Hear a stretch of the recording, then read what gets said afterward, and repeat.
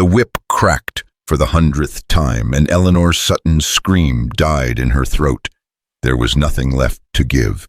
Blood pooled beneath her torn dress as the crowd watched in silence, their eyes cold as January frost. "Barren witch," someone spat, cursed his whole line. They left her by the river to rot, a warning to any woman who dared fail her husband. But Eleanor Sutton wasn't done living. Not yet. Not when a stranger's hand reached through the darkness. Before we continue with Eleanor Sutton's story, please subscribe to our channel and hit that notification bell. You won't want to miss how this journey unfolds. And drop a comment telling us what city you're watching from so we can see how far Eleanor's story has traveled. Now let's dive into her world. The pain had stopped feeling like pain somewhere around the 60th lash. After that, it became something else entirely, a white-hot emptiness that swallowed thought, swallowed time, swallowed everything, except the rhythm of leather meeting flesh. Eleanor had stopped counting at 73. Her voice had given out at 89. By 100, she existed only as a body that breathed barely. They dragged her afterward. She remembered that much. Rough hands under her arms, her feet trailing twin lines in the Montana dust as they hauled her through Cedar Falls Main Street like a slaughtered animal. Women turned away, men nodded in grim approval, children stared with wide, uncomprehending eyes. Let her bleed out by the river. Sheriff Dalton had said, his voice carrying that particular tone men used when they wanted to sound reasonable about cruelty. Nature will take what the law won't touch. Someone, she thought it might have been Martha Keene from the general store, had whispered, "Mercy, surely, mercy." Joseph Reed's voice cut through the murmur. Her husband, former husband, she supposed now that she was as good as dead. She showed my family no mercy when she refused to give me a son, when she let my name die childless, when she brought shame and ruin to the Reed household. His boots appeared in her fading vision, polished leather caked with dust. Let God have mercy on her. I have none left. They dropped her at the riverbank like a sack of spoiled grain, her cheek pressed against smooth river stones, cold and indifferent. The sound of horses faded, voices drifted away. The town returned to its business, having purged itself of the woman who had failed her fundamental purpose. Eleanor lay there as the sun crawled across the sky. She should have been afraid, she thought distantly, or angry, or sad, but there was only a strange, hollow peace.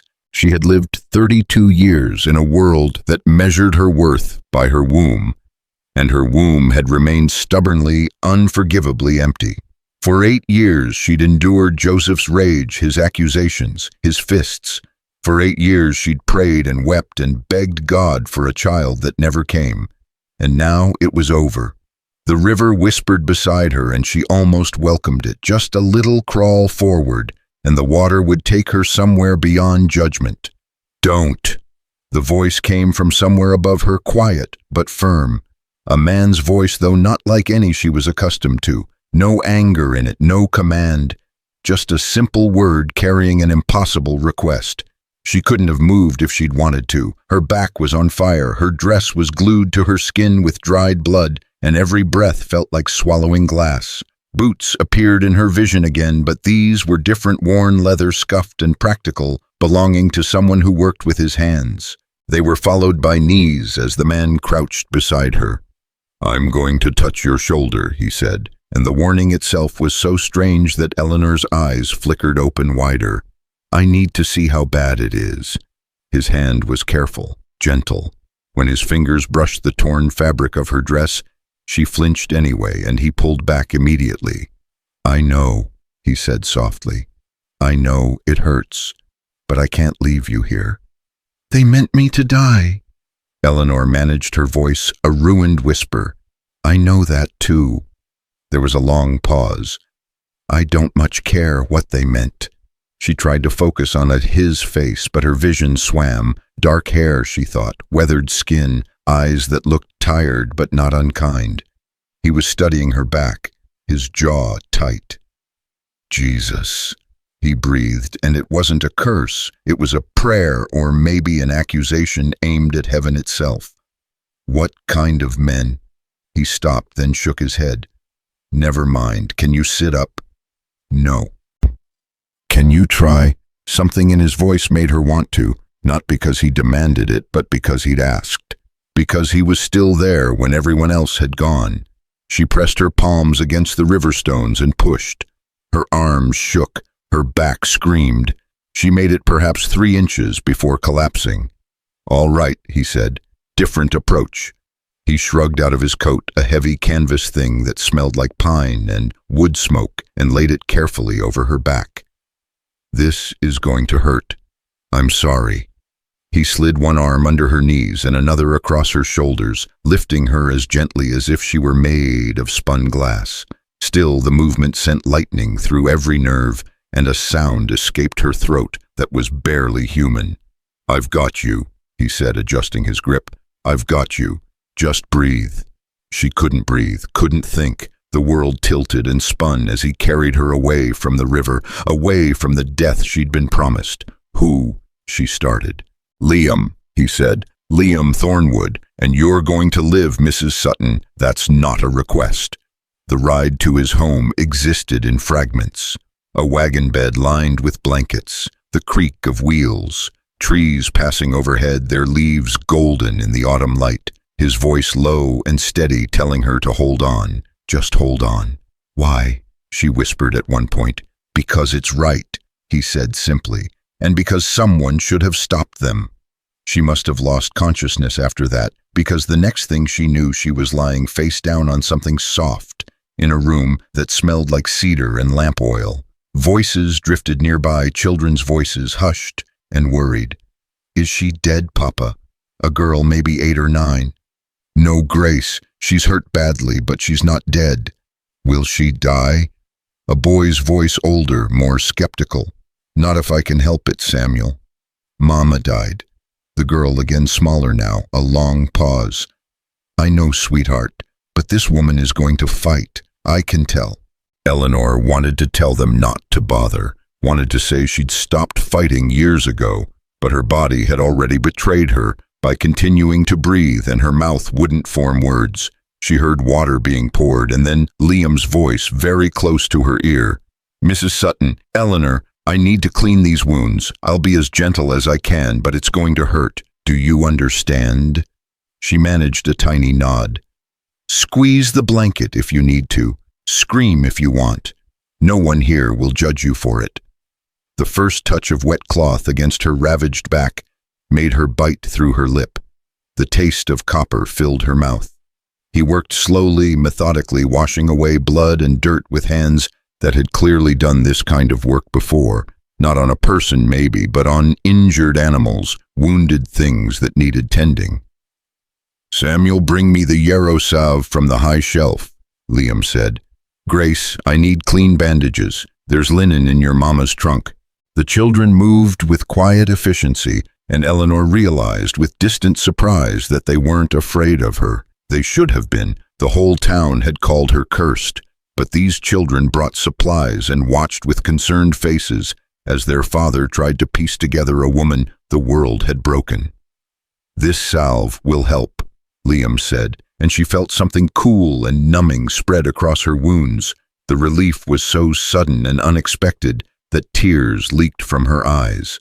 I learned it from my wife. She was better at healing than any doctor in Cedar Falls. Was, Eleanor whispered. Grace said, 2 years ago, Liam said quietly. Fever took her, nothing I could do. His hands never stopped moving, gentle and sure. She would have brought you home herself if she'd been there. Morning Star never could abide cruelty. Morning Star, the name sparked recognition even through Eleanor's pain. Native, she breathed. Salish, Liam confirmed. I loved her from the moment I saw her, and half the town never forgave either of us for it. He laid strips of clean linen across her back, securing them with care. So I know something about being unwelcome in the place you live. Eleanor closed her eyes. The irony was almost funny. She'd been cast out for being barren, and he'd been shunned for loving across lines the town had drawn in invisible ink. 2 different sins in Cedar Falls' ledger, but both enough to mark them as other. "Why did you stay?" she asked. "My children need roots," he said, "even if the soil is poisoned." He finished with the bandages and pulled a blanket up to her shoulders. "You should rest now." "They'll come for me." Eleanor's voice was getting weaker. "Joseph won't let this stand. He'll say you stole his property." "You're not property." Liam's voice went hard. "And let him come. I'm not afraid of Joseph Reed." Samuel spoke from the doorway. "You should be, Papa. Mr. Reed has friends. Sheriff Dalton does what he says." "Samuel." Liam stood, and Eleanor heard him move toward his son. "I need you to trust me. Can you do that?" A pause. "What if they hurt you?" "They won't." "They hurt Mama." The boy's voice cracked. "People talked, and then she got sick, and nobody helped. Nobody came." The silence that followed was heavy with old grief. When Liam spoke again, his voice was rougher. "You're right, they didn't. And I've carried that shame for 2 years." A floorboard creaked. "But I won't make that mistake again. This woman needed help, and I'm giving it. That's what your mother would have wanted." "Mama saved a rabbit once," Grace piped up. "Remember Samuel with the broken leg? She fixed it and it lived." "People aren't rabbits," Samuel said, but there was less conviction in it now. "No," Liam agreed, "they're more important. So we save them anyway." Eleanor listened to this family, this strange, grief-marked family, argue about whether she was worth the trouble. She wanted to tell them she wasn't, wanted to say they should take her back to the river before Joseph's wrath fell on their heads. But exhaustion dragged at her, and the darkness was warm and inviting. When she woke again, it was night. A single lamp burned low on a table beside the bed, and someone sat in a chair nearby. Not Liam, this silhouette was smaller, child-sized. "Hello?" Eleanor's voice came out as a croak. The figure stood quickly. Grace, she realized. The girl came closer, holding a cup of water. "Papa said you'd be thirsty," Grace said. "Can you drink?" Eleanor tried to lift her head and failed. Grace, without hesitation, knelt beside the bed and held the cup to her lips, tipping it just enough for Eleanor to swallow. The water was cold and sweet, probably from a spring. "Thank you," Eleanor whispered. Grace set the cup down and studied her with serious eyes. "Are you really cursed?" Such blunt honesty from a child. Eleanor almost smiled. "The town thinks so." "But are you—" "I couldn't have babies," Eleanor said. "Some people think that means God is punishing you." Grace considered this. "Papa says God doesn't punish people for things they can't help. He says people just like having someone to blame when things go wrong." Out of the mouths of babes. Eleanor felt something crack in her chest, some wall she'd built to keep the pain contained. "Your papa is a wise man." "He's sad a lot," Grace said matter-of-factly. "Since Mama died, Samuel gets angry and Lily doesn't talk anymore and Papa just gets quiet." She reached out and touched Eleanor's hand carefully. But tonight, he wasn't so quiet. He told Samuel that helping people is what makes us human. He sounded like it used to. Eleanor's throat tightened. "I'm sorry about your mother." "Me too." Grace's fingers curled around Eleanor's. "But Papa says she's in the mountains now with her people, and she's not sick anymore." A pause. "Are you going to stay?" "I don't know, sweetheart. Your father saved my life, but you're scared." Grace said it without judgment. "That's okay. Lily's scared all the time. She hasn't said a word since Mama died. But Papa says she'll talk again when she's ready." A noise from the doorway made them both turn. A tiny figure stood there, maybe 4 years old, clutching a rag doll. She had dark hair and eyes that seemed too big for her face. Morning star's eyes, Eleanor thought.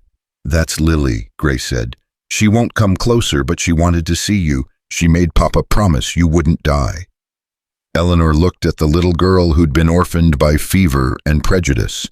Lily stared back with that unblinking intensity only small children possessed.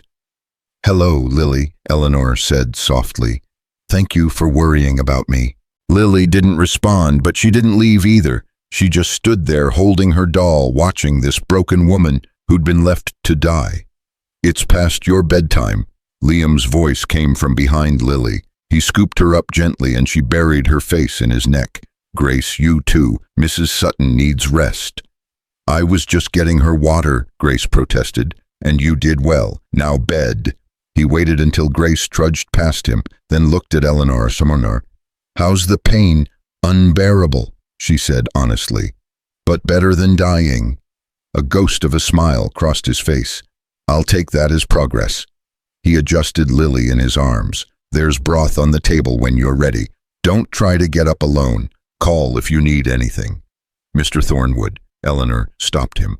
"Why are you doing this?" "Really?" He was quiet for a long moment, his hand absently stroking Lily's hair. When he spoke, his voice was low. "Because Morning Star would have done it.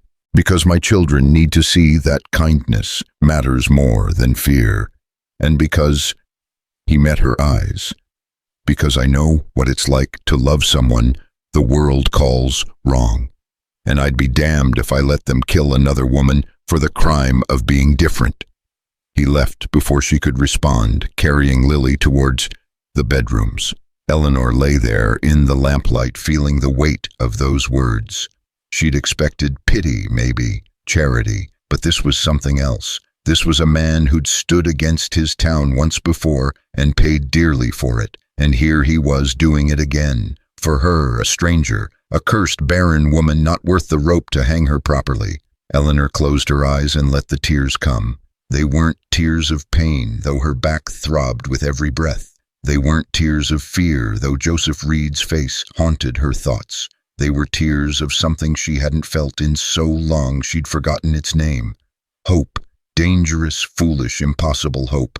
The days that followed blurred together in a haze of pain and slow, grudging healing. Liam changed her bandages twice daily with the same careful gentleness, never once making her feel ashamed of her helplessness. Grace read to her from a worn copy of Grimm's fairy tales, her voice giving life to stories of transformation and survival. Samuel brought her meals and tried to hide his worry behind a mask of teenage stoicism. And Lily, silent, watchful Lily, left tiny offerings on the table beside the bed, a smooth stone, a feather, a piece of ribbon. On the 5th day, Eleanor managed to sit up. On the 7th, she stood. On the 10th, she walked across the room, her back screaming in protest, but her legs holding firm. "You're stronger than you look," Liam observed from the doorway. "I've had practice surviving," Eleanor said. She was wearing one of Morning Star's dresses. Liam had offered it awkwardly, explaining that his wife would have wanted her things used. It fit reasonably well, though it hung a little loose. "Mr. Thornwood, I need to leave soon, before Joseph realizes where I am." "He already knows." Liam's voice was calm. "Whole town knows. Old Mary Pritchard saw me carry you home and couldn't wait to spread the news." Eleanor's blood went cold. "Then why hasn't he—" "Because I let it be known that anyone who comes onto my property looking for trouble will leave it looking for a doctor." He pushed off from the doorframe and came into the room. "I'm not without friends, Mrs. Sutton. The native families remember Morning Star. Some of the homesteaders out here owe me favors, and the town might hate me, but they respect what I can do with a rifle." "You'd risk your children's safety." "My children's safety depends on them growing up knowing their father stands for something." Liam's voice was firm. "I've taught them to read and write and work the land. But if I can't teach them to stand against cruelty, then what good am I?" Eleanor sank back onto the bed. "I don't understand you." "Most people don't." He smiled and it transformed his tired face. "Morning Star used to say I had a stubborn streak wider than the Missouri River. She wasn't wrong." He moved to the window, looking out at the autumn landscape. "My wife died alone, Mrs. Sutton. Oh, I was there physically, but no doctor would come. No neighbors offered help. They let her suffer because she'd married a white man and lived outside their understanding." His hand tightened on the window frame. "I won't watch that happen again, not if I can stop it." "What if you can't?" Eleanor asked quietly. Then at least I tried. He turned back to her. You're welcome to stay as long as you need. Longer if you want. The children like having someone else around, and God knows this house could use a woman's touch. Morning Star's been gone 2 years, but I still can't figure out how she made everything run so smooth. It was an offer, a lifeline, and Eleanor knew she should refuse it, for his sake, for the children's sake. But the words wouldn't come, because for the first time in 8 years, she was in a house where she didn't have to flinch at footsteps, where she wasn't measured and found wanting every time she walked through a door.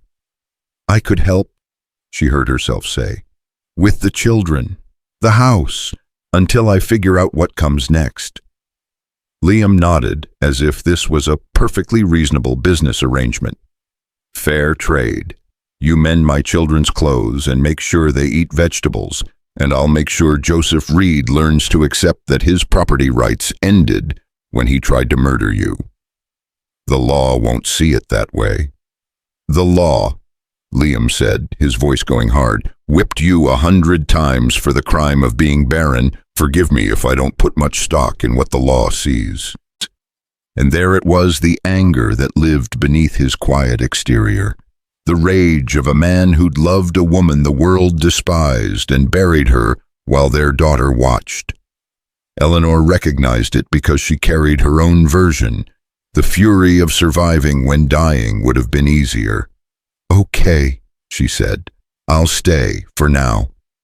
For now, Liam agreed. Then softer, thank you, Grace hasn't smiled this much in months. He left her to rest, and Eleanor lay back carefully, feeling her torn back protest. Through the window she could hear the children playing Grace's laughter, Samuel's deeper voice, and just once, a small sound that might have been Lily. Outside, the Montana autumn painted the world in gold and crimson. Inside, a woman who'd been left to die felt the first stirrings of something like peace. It couldn't last. She knew that. Men like Joseph Reed didn't forget. Towns like Cedar Falls didn't forgive. And women like Eleanor Sutton didn't get happy endings. But maybe, just maybe, she could have a few more days of this strange temporary haven where her worth wasn't measured by her womb, where children looked at her with curiosity instead of contempt, where a man's hands touched her with healing instead of harm. Just a few more days. That's what she told herself as sleep finally claimed her. Just a few more days. Those few days stretched into weeks, and Eleanor found herself settling into the rhythms of the Thornwood household with an ease that both comforted and terrified her. She woke before dawn to start the fire, her back still aching but healing, and by the time Liam came down from checking on the children, there was coffee waiting and bread rising under a clean cloth. He never said thank you with words, but she saw it in the way his shoulders relaxed when he walked into a warm kitchen, in the brief nod he gave her before heading out to tend the animals. Grace became her shadow, following her from room to room with endless questions. Why do you fold the sheets that way? How did you learn to make bread without measuring? Did you have children of your own? That last question came on a gray morning while they were hanging laundry, and Eleanor's hands stilled on a damp shirt. No, sweetheart, I never did. Grace looked up at her with those serious eyes. Is that why they hurt you? The directness of children could cut deeper than any whip. Eleanor crouched down, ignoring the protest from her healing back, and met Grace's gaze. Yes, where I came from, people believed a woman's only value was in giving her husband children. When I couldn't, they decided I was worthless. That's stupid, Grace said flatly. Despite everything, Eleanor smiled. Yes, it is. Papa says Mama couldn't have more babies after Lily. The fever damaged something inside her, but he never loved her less. He told me that once when I asked why Lily didn't have any brothers or sisters. Eleanor's throat tightened. She reached out and tucked a strand of hair behind Grace's ear. Your father is a rare man, Grace. Don't ever forget that. Samuel was harder to reach. He watched Eleanor with guarded eyes, helping when asked, but never voluntarily, always maintaining a careful distance. She understood it. He was protecting himself. Protecting his father and sisters from the inevitable moment when this stranger would either leave or bring trouble down on them. He was 13 and already learning that trust was a luxury they couldn't afford. It was Lily who surprised her most. The little girl never spoke, but she began to appear at Eleanor's elbow at odd moments, offering silent assistance. When Eleanor struggled to carry a heavy pot, small hands would grip the other handle. When she sat mending in the evening, Lily would curl up beside her, content to exist in proximity. And once, when Eleanor gasped as her back spasmed, while reaching for something on a high shelf, Lily had run to get Liam with an urgency that spoke louder than words. 3 weeks after her arrival, Eleanor was in the kitchen kneading dough when Liam came in from the fields earlier than usual. His face was set in hard lines. "We have visitors coming," he said without preamble. 3 men on horseback. I recognized Clayton Hayes from town. Eleanor's hands stilled in the dough, her heart suddenly hammering. Joseph, not with them, but Hayes is his friend. Liam moved to the rifle mounted above the door and took it down, checking it with practiced efficiency. "I want you to take the children upstairs. Don't come down until I call you." "Mr. Thornwood." "Liam," he said, turning to face her, "if you're going to live in my house, you'll call me Liam, and you'll trust me to handle this." She wanted to argue, to tell him she wouldn't let him face danger on her account. But Grace was already at her elbow, having heard her father's tone, and Samuel appeared in the doorway with Lily in his arms. "Upstairs," Eleanor said, her voice steadier than she felt. "All of you, quickly." Samuel started to protest. "Papa, Samuel." Liam's voice was quiet but unyielding. "I need you to protect your sisters. Can you do that for me?" The boy's jaw worked, but he nodded. Eleanor herded them up the narrow stairs to the second floor, to the room she shared with the girls. Through the window she could see 3 riders approaching the house, taking their time, confident in their purpose. "Stay away from the window," she told the children, but she couldn't follow her own advice. She had to see. The men reined in their horses about 20 feet from the house. Clayton Hayes was in the middle, a thick-shouldered man with a beard shot through with gray. The other 2 were younger ranch hands, probably hired muscle. Liam stood on the porch, rifle held loosely, but ready, every inch of him radiating a quiet warning. "Thornwood," Hayes called out, "we need to talk." "Talk then, but stay mounted, and stay where you are." Hayes's mouth twitched with something that might have been amusement or annoyance. "Awful defensive for a man with nothing to hide. Awful presumptuous for men visiting without invitation." "Fair enough." Hayes adjusted his weight in the saddle. "Word around town is you've taken in Joseph Reed's wife." "Former wife," Liam corrected, "and she's not taken in. She's my guest. Reed says you stole his property." "Reed is welcome to come claim any property of his that's on my land. I've got a plow, couple of harrows, a wagon wheel that might be his. But he's got no claim on a human being." One of the younger men spat into the dirt. "Woman belonged to him legal. You got no right?" "I've got every right." Liam cut him off, his voice hardening. "She was dying when I found her. Your lot left her bleeding by the river like a slaughtered animal. So I brought her here and I tended her wounds. If Reed's got a problem with that, he can take it up with God, because I'm done discussing it." Hayes held up a hand to quiet his companion. "Look, Thornwood, nobody wants trouble. But you're making this harder than it needs to be. The woman's barren, cursed, some say. She's no use to you, and keeping her here is only going to bring you grief. Let Reed have her back. Let him deal with his property as he sees fit." Eleanor felt Grace's hand slip into hers. She looked down and saw all 3 children watching her, waiting to see what she would do. Samuel's face was white but determined. Grace looked scared but defiant, and Lily's dark eyes were fixed on Eleanor with an intensity that made her chest ache. Downstairs, Liam's laugh was bitter. "His property, you hear yourselves? This is 1887, Hayes, not 1787. Slavery's been over for 20 years, or didn't word reach Cedar Falls? That's different, and you know it." "Is it? Seems to me you're talking about owning a person, and last I checked that was illegal no matter what kind of document you've got. Hayes's expression darkened. You're making an enemy of a powerful man, Thornwood. Reed's got influence. The sheriff listens when he talks. The judge, too. You think your little farm here is going to stand against that? I think my farm has stood against worse. Liam shifted the rifle slightly, just enough to remind them it was there. Now, if you're done delivering Reed's message, I've got work to do. There's talk, one of the other men said, about you and that Indian woman you married, about how she died, and maybe it wasn't natural. Maybe someone who'd defy a husband's rights would do other things too. The temperature seemed to drop 20 degrees. Eleanor saw Liam's knuckles go white on the rifle. What exactly are you implying about my wife? Hayes shot his companion a warning look. Nobody's implying anything, but you've got to see how this looks. First you marry a squaw, then she dies under mysterious circumstances, and now you're harboring another man's wife. People wonder.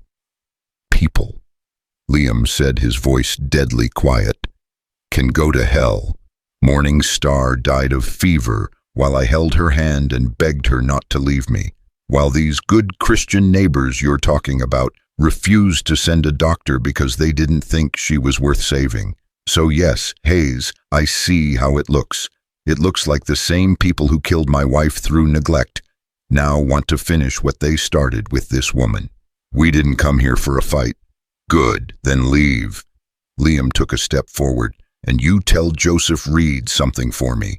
Tell him Eleanor Sutton is under my protection now.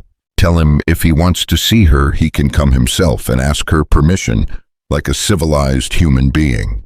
Tell him if he sends hired thugs to my home again, they won't leave on horseback. Hayes studied him for a long moment, then nodded slowly. You're making a mistake. Won't be my first. Probably won't be my last. The three men turned their horses and rode away, not hurrying, but not dawdling either. Liam stayed on the porch until they were out of sight, then slowly lowered the rifle. Eleanor saw his shoulders sag just for a moment before he straightened again. She released Grace's hand and moved to the stairs. Stay here, she told the children, then went down to find Liam still standing on the porch, staring at nothing. You shouldn't have done that, she said quietly. He didn't turn around. What should I have done? Handed you over? I'm not worth this, the trouble that's coming. Don't. He turned to face her, and she saw anger burning in his eyes. Not at her, she realized, but at the whole situation, at a world that made these decisions necessary. Don't tell me what you're worth. They already did that, and they were wrong. You don't know me. I could be everything they say I am. Cursed, damaged, maybe I deserved. Stop. He closed the distance between them in 2 strides. Listen to me. I don't know what Joseph Reed told you. I don't know what that town poured into your ears for 8 years, but I know what I see.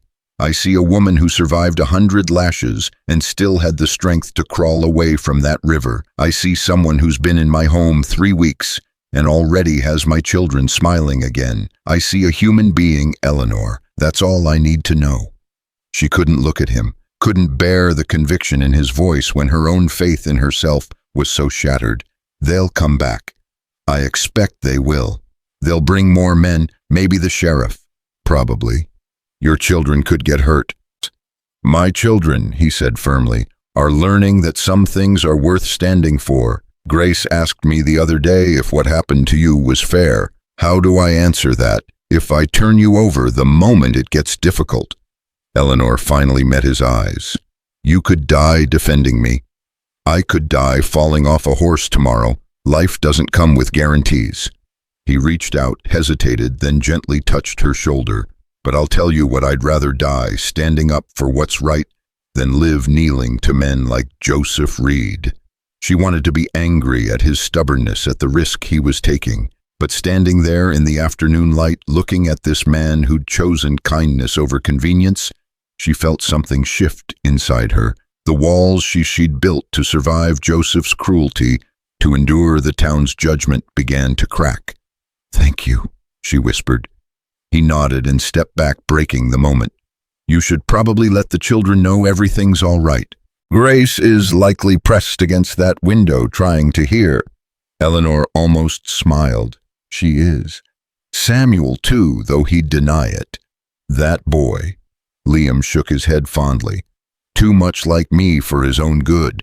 Feels everything and shows nothing. She wanted to tell him that wasn't true, that Samuel showed plenty to anyone paying attention, but footsteps on the stairs made them both turn. The children stood there, Grace in front, Samuel, hovering protectively behind his sisters. Is the bad man coming? Grace asked. Not today, Liam said, and maybe not at all. We made our position clear. Samuel's eyes moved between his father and Eleanor. Papa, what happens if Mr. Reed brings the sheriff? It was the question they were all thinking. Liam crouched down to his son's level.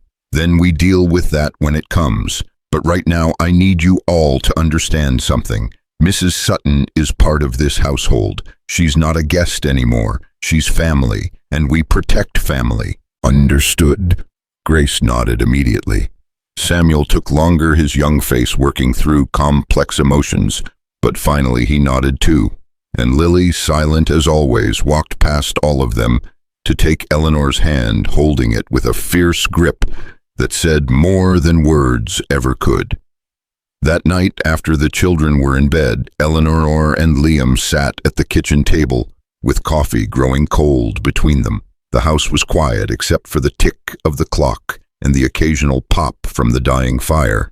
You should know, Eleanor said, breaking the silence, that Joseph didn't start out cruel. When we married, he was kind, attentive even. It was only after the first year, when no child came, that things changed. You don't owe me your history. I think I do. If you're risking everything, you should know what you're protecting. She wrapped her hands around the cup, seeking warmth. At first, he was just disappointed, then worried, then angry. By year 3, he was convinced I was doing something to prevent it. By year 5, he'd decided I was cursed. And by year 8, she trailed off. You don't have to say it.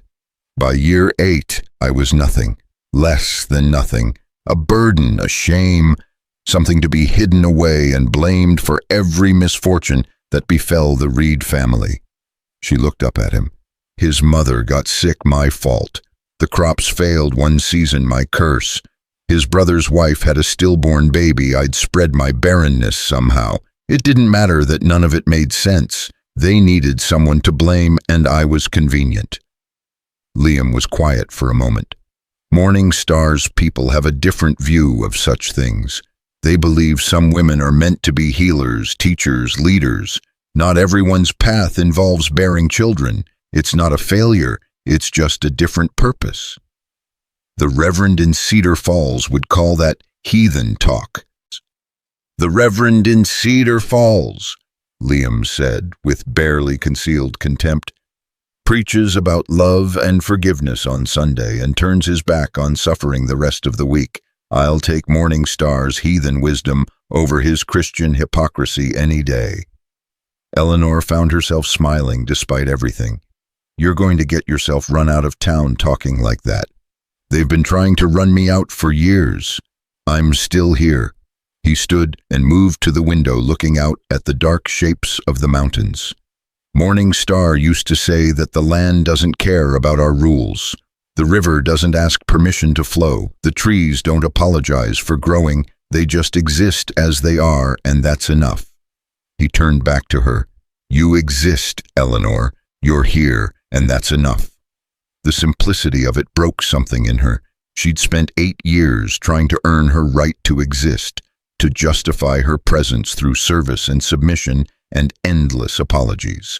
And here was this man telling her she didn't need to do any of that. She just needed to be. I don't know how to do that, she admitted. None of us do at first, but you'll learn. He picked up his cup and drained the cold coffee. Now you should get some sleep. Tomorrow we need to prepare. Prepare for what? For whatever comes next. If Reed's smart, he'll wait. Let the town's opinion pressure us. If he's not, he'll try something stupid. Liam's jaw set. Either way, we need to be ready. The next few days passed in tense anticipation. Liam taught Samuel to shoot properly, spent extra time securing the barn and outbuildings, and made quiet trips into town for supplies. Eleanor noticed he was buying more than usual dried goods, ammunition, things that could last through a siege, if needed. But life went on too. Grace still needed her lessons. Lily still left her small offerings. The garden still needed tending before winter came. Eleanor found herself falling into the patterns of this family as if she'd always been part of it. She learned that Liam took his coffee black, that Samuel was teaching himself to whittle, and needed encouragement, that Grace told stories to Lily every night to coax words that never came.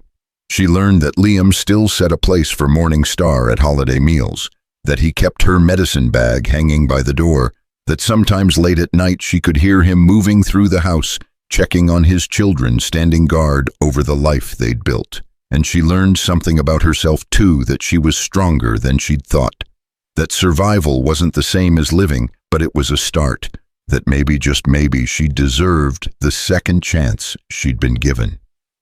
On Sunday, exactly 4 weeks after the riders had come, Eleanor stood in the kitchen watching the children play outside when she saw dust rising on the horizon. Not 3 riders this time, more, many more. "Liam," she called, keeping her voice steady.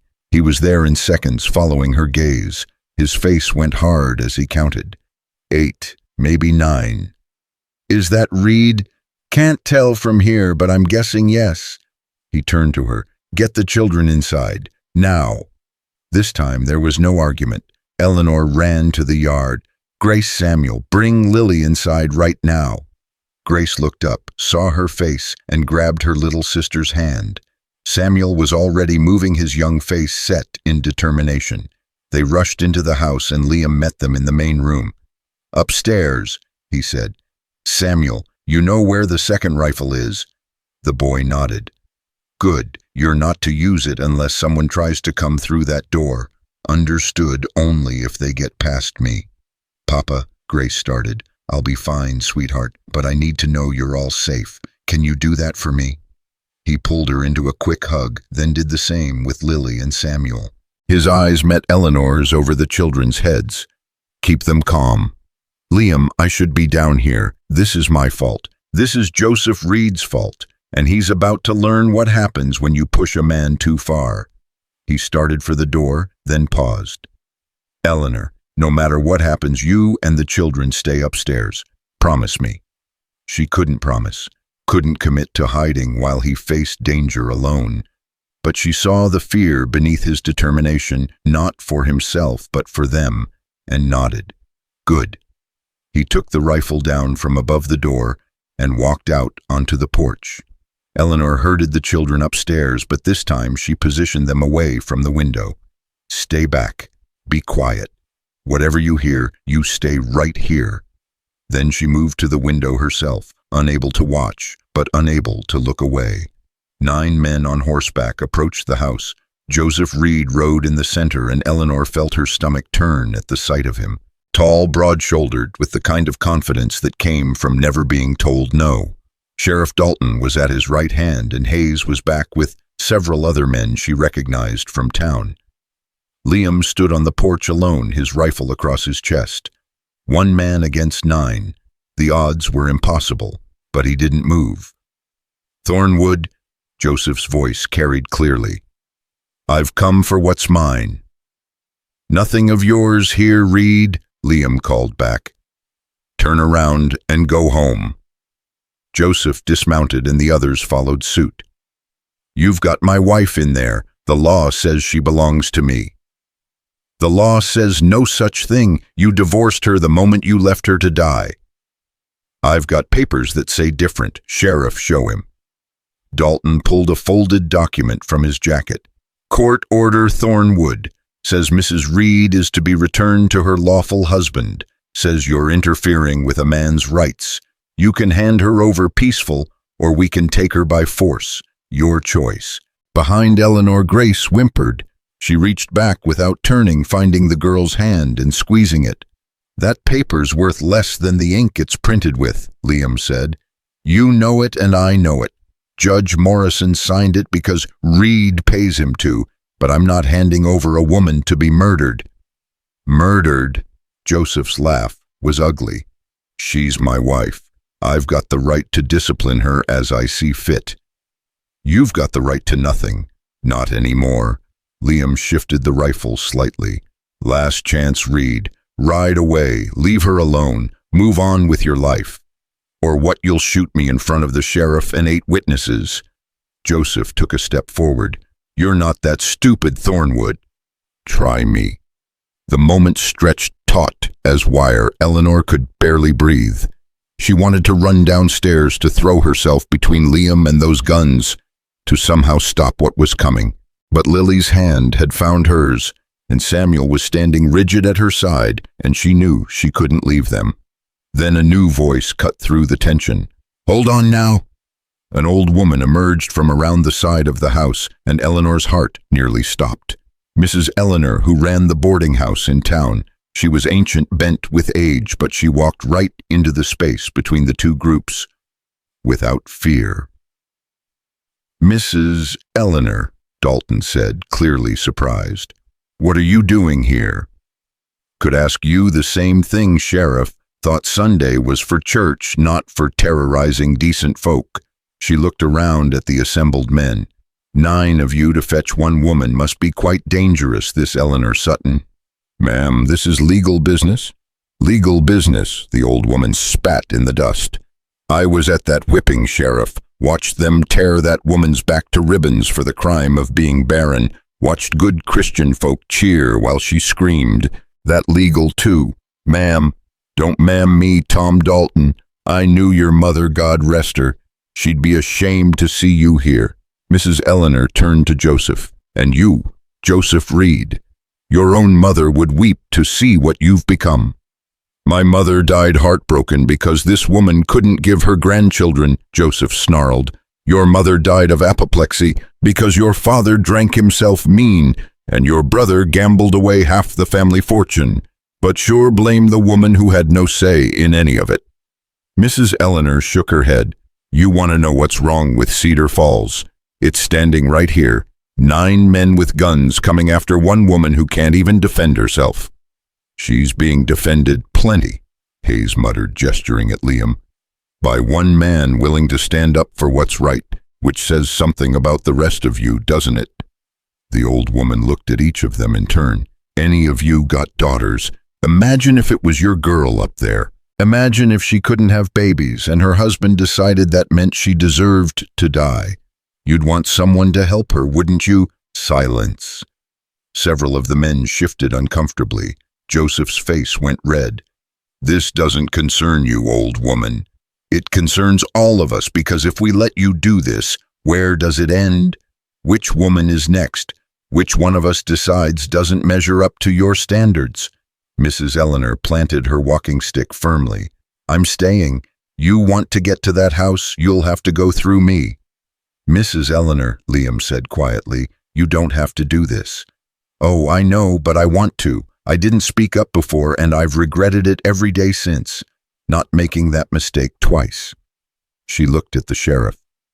"Well, you going to arrest a 78-year-old woman for standing in a yard?"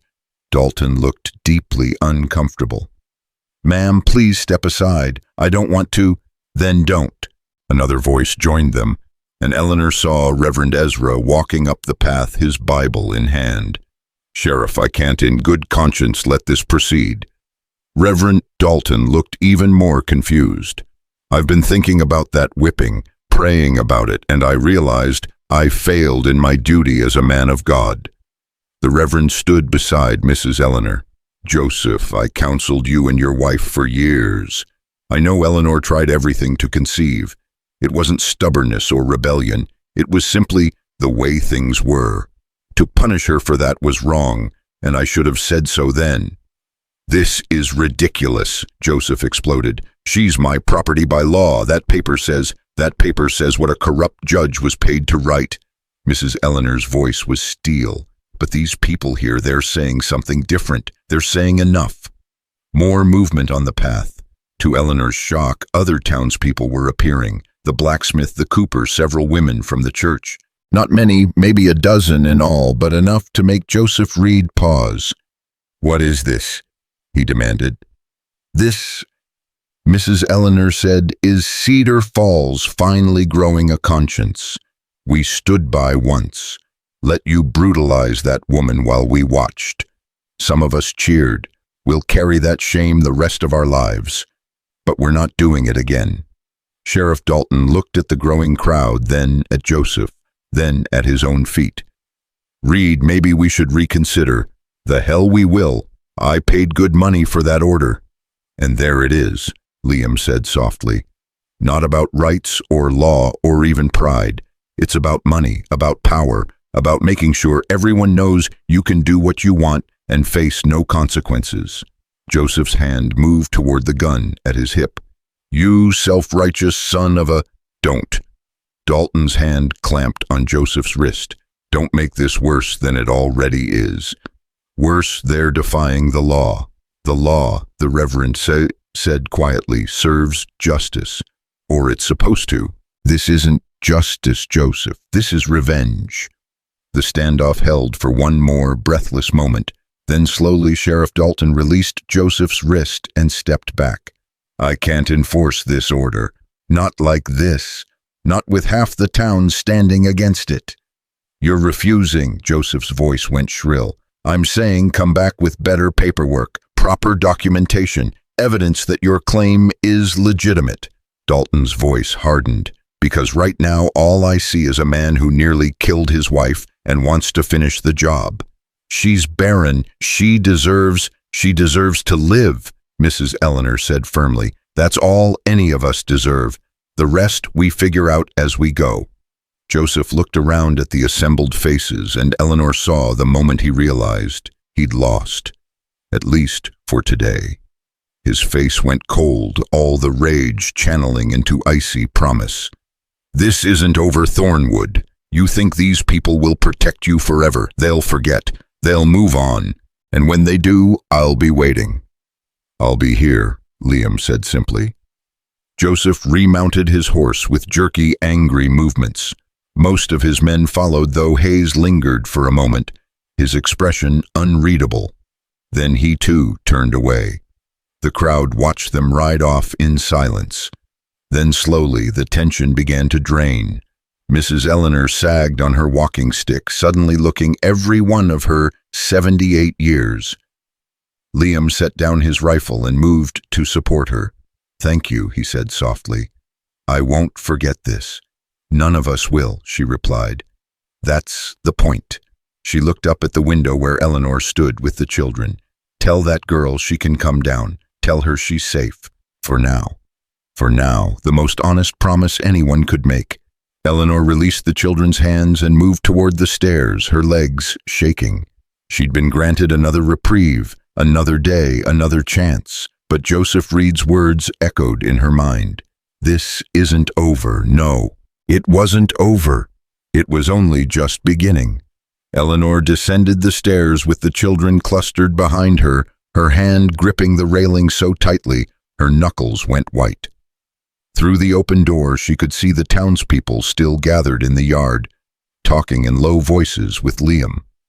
Mrs. Eleanor sat on the porch steps, fanning herself with her bonnet, while the Reverend offered her water from his canteen. Grace pushed past Eleanor and ran to her father, throwing her arms around his waist.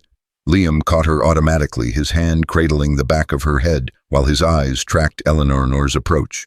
Samuel followed more slowly, Lily attached to his hand like a shadow. "Is it really over?" Grace asked, her voice muffled against her father's shirt.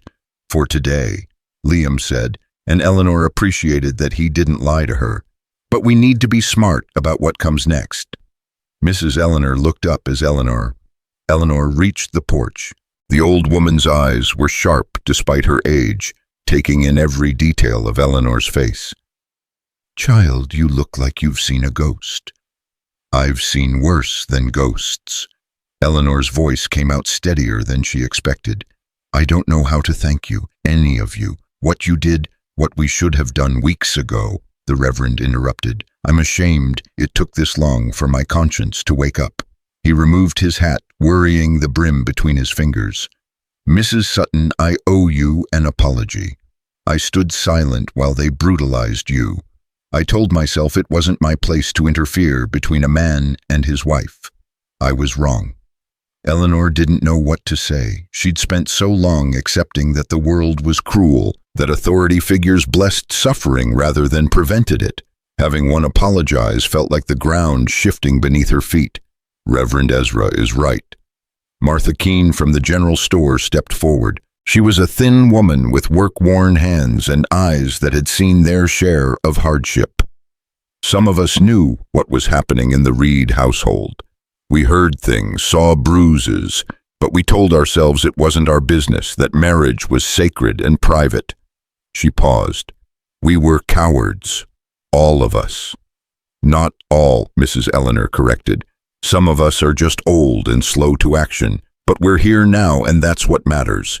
She pushed herself to her feet with a grunt, waving off Liam's offered hand. The question is what happens next. Joseph Reed isn't the type to accept defeat gracefully. He'll go to Judge Morrison, Hayes said from the back of the crowd. Eleanor, startled she hadn't realized he'd stayed behind. He stepped forward, his expression troubled. I rode with him today because he paid me to, but I've got daughters of my own, and watching you stand there with that rifle, Thornwood, made me think about what I'd want if it was one of them in trouble. He looked at Eleanor directly.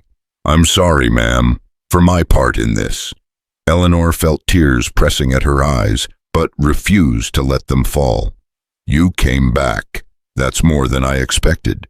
Joseph will try to get you arrested. Hayes continued, focusing on Liam now. Harboring a fugitive, interfering with the law, maybe even kidnapping. Morrison will sign whatever he asks for if the price is right. Then what do we do? Samuel spoke up, his young voice cracking slightly. We can't just wait for them to come back. Liam's hand tightened on his son's shoulder. We make sure everyone knows the truth. We document everything, and we prepare for legal battle instead of the other kind. Legal battles require lawyers, Mrs. Eleanor said, and lawyers require money. I've got some saved, Liam started. Not enough for what's coming. The old woman cut him off. But I've got a nephew in Helena. Practices law there, sharp as a tack, and doesn't care much for bullies. I'll write to him tonight. Mrs. Eleanor, I can't ask you to. You're not asking, I'm offering. There's a difference. She looked around at the assembled townspeople. Any of you willing to testify about what you saw today, about the whipping, about how Eleanor was left to die? Silence fell. Eleanor watched faces struggle with the decision. Testifying meant taking sides publicly. It meant potential ostracism, lost business, social death in a town like Cedar Falls. She waited for them all to make excuses and leave. Martha Keene spoke first.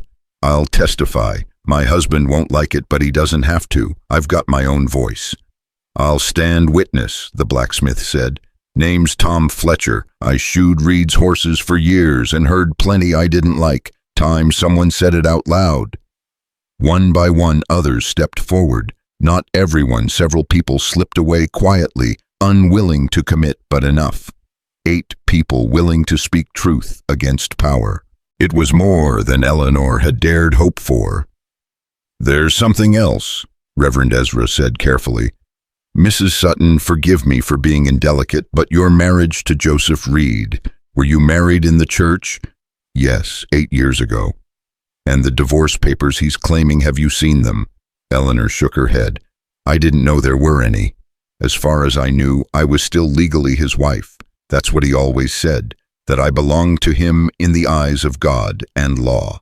The Reverend and Mrs. Eleanor exchanged meaningful looks. If there are no divorce papers, the Reverend said slowly, then his claim that you're his property becomes more complicated. You'd still be his wife legally, yes, but that also means he has obligations toward you. Obligations he clearly abandoned when he left you to die.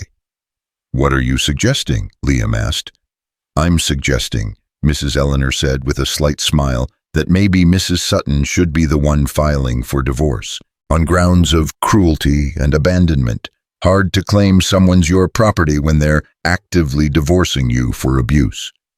Eleanor felt the world tilt again. I could do that, with witnesses and evidence, absolutely. Mrs. Eleanor's smile widened. Turns Joseph's own weapon against him. He wanted to use the law to control you. We'll use it to free you instead. But the cost will be managed, Mrs. Eleanor said firmly. Cedar Falls owes you a debt, child. Some of us intend to pay it. The conversation continued, but Eleanor barely heard it. She was too busy trying to process the impossible idea that she could be free. Not just running, not just hiding under someone else's protection, but genuinely legally free. It seemed too good to be true, which probably meant it was. As the crowd began to disperse with promises to return, to help, to stand firm, Eleanor found herself alone on the porch with Liam and the children. The sun was setting, painting the Montana sky in shades of orange and purple.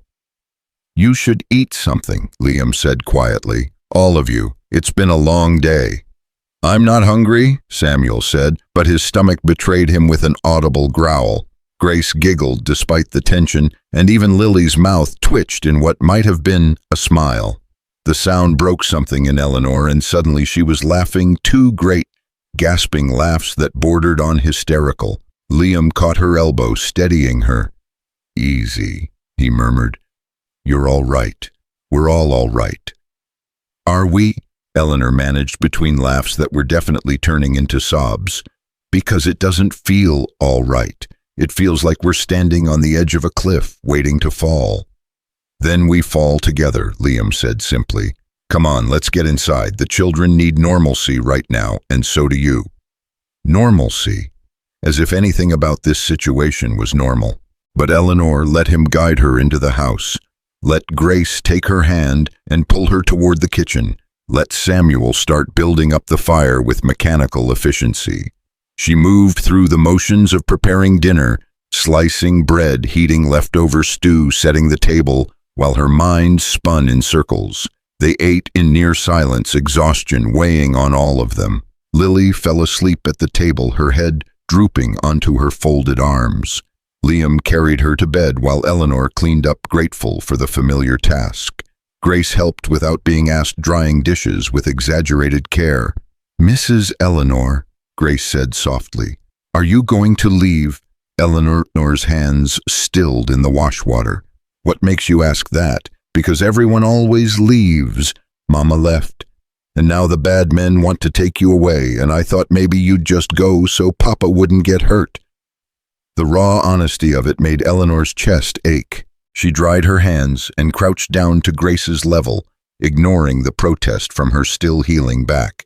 Your mama didn't want to leave, sweetheart. She fought to stay as hard as she could. But she still left. Yes, and that hurts, and it's not fair, and you're allowed to be angry about it. Eleanor took Grace's hands in hers. But I promise you this, I'm not leaving unless your father tells me to go. Those bad men don't get to decide. Only your papa and I get to decide, and right now I don't want to go anywhere. Grace studied her face with that unnerving intensity children possessed. Do you promise? I promise to try my hardest to stay. It was the most honest answer Eleanor could give. It seemed to be enough. Grace hugged her fiercely, then trudged off to bed. Samuel lingered in the doorway, watching. You shouldn't make promises you can't keep, he said. I know, but sometimes people need to hear them anyway. He considered this, then nodded once and disappeared upstairs. Eleanor finished the dishes alone, then joined Liam in the main room where he sat staring into the fire. They're scared, she said, sitting in the chair opposite him. And I know, so am I. He looked at her. But we're also still here, still standing. That counts for something. Does it? Joseph meant what he said. This isn't over. No, but we bought time. Liam leaned forward, elbows on his knees. Eleanor, I need you to understand something. I'm not doing this out of pity or charity. I'm doing it because it's right, yes, but also because... He stopped, seeming to struggle with words.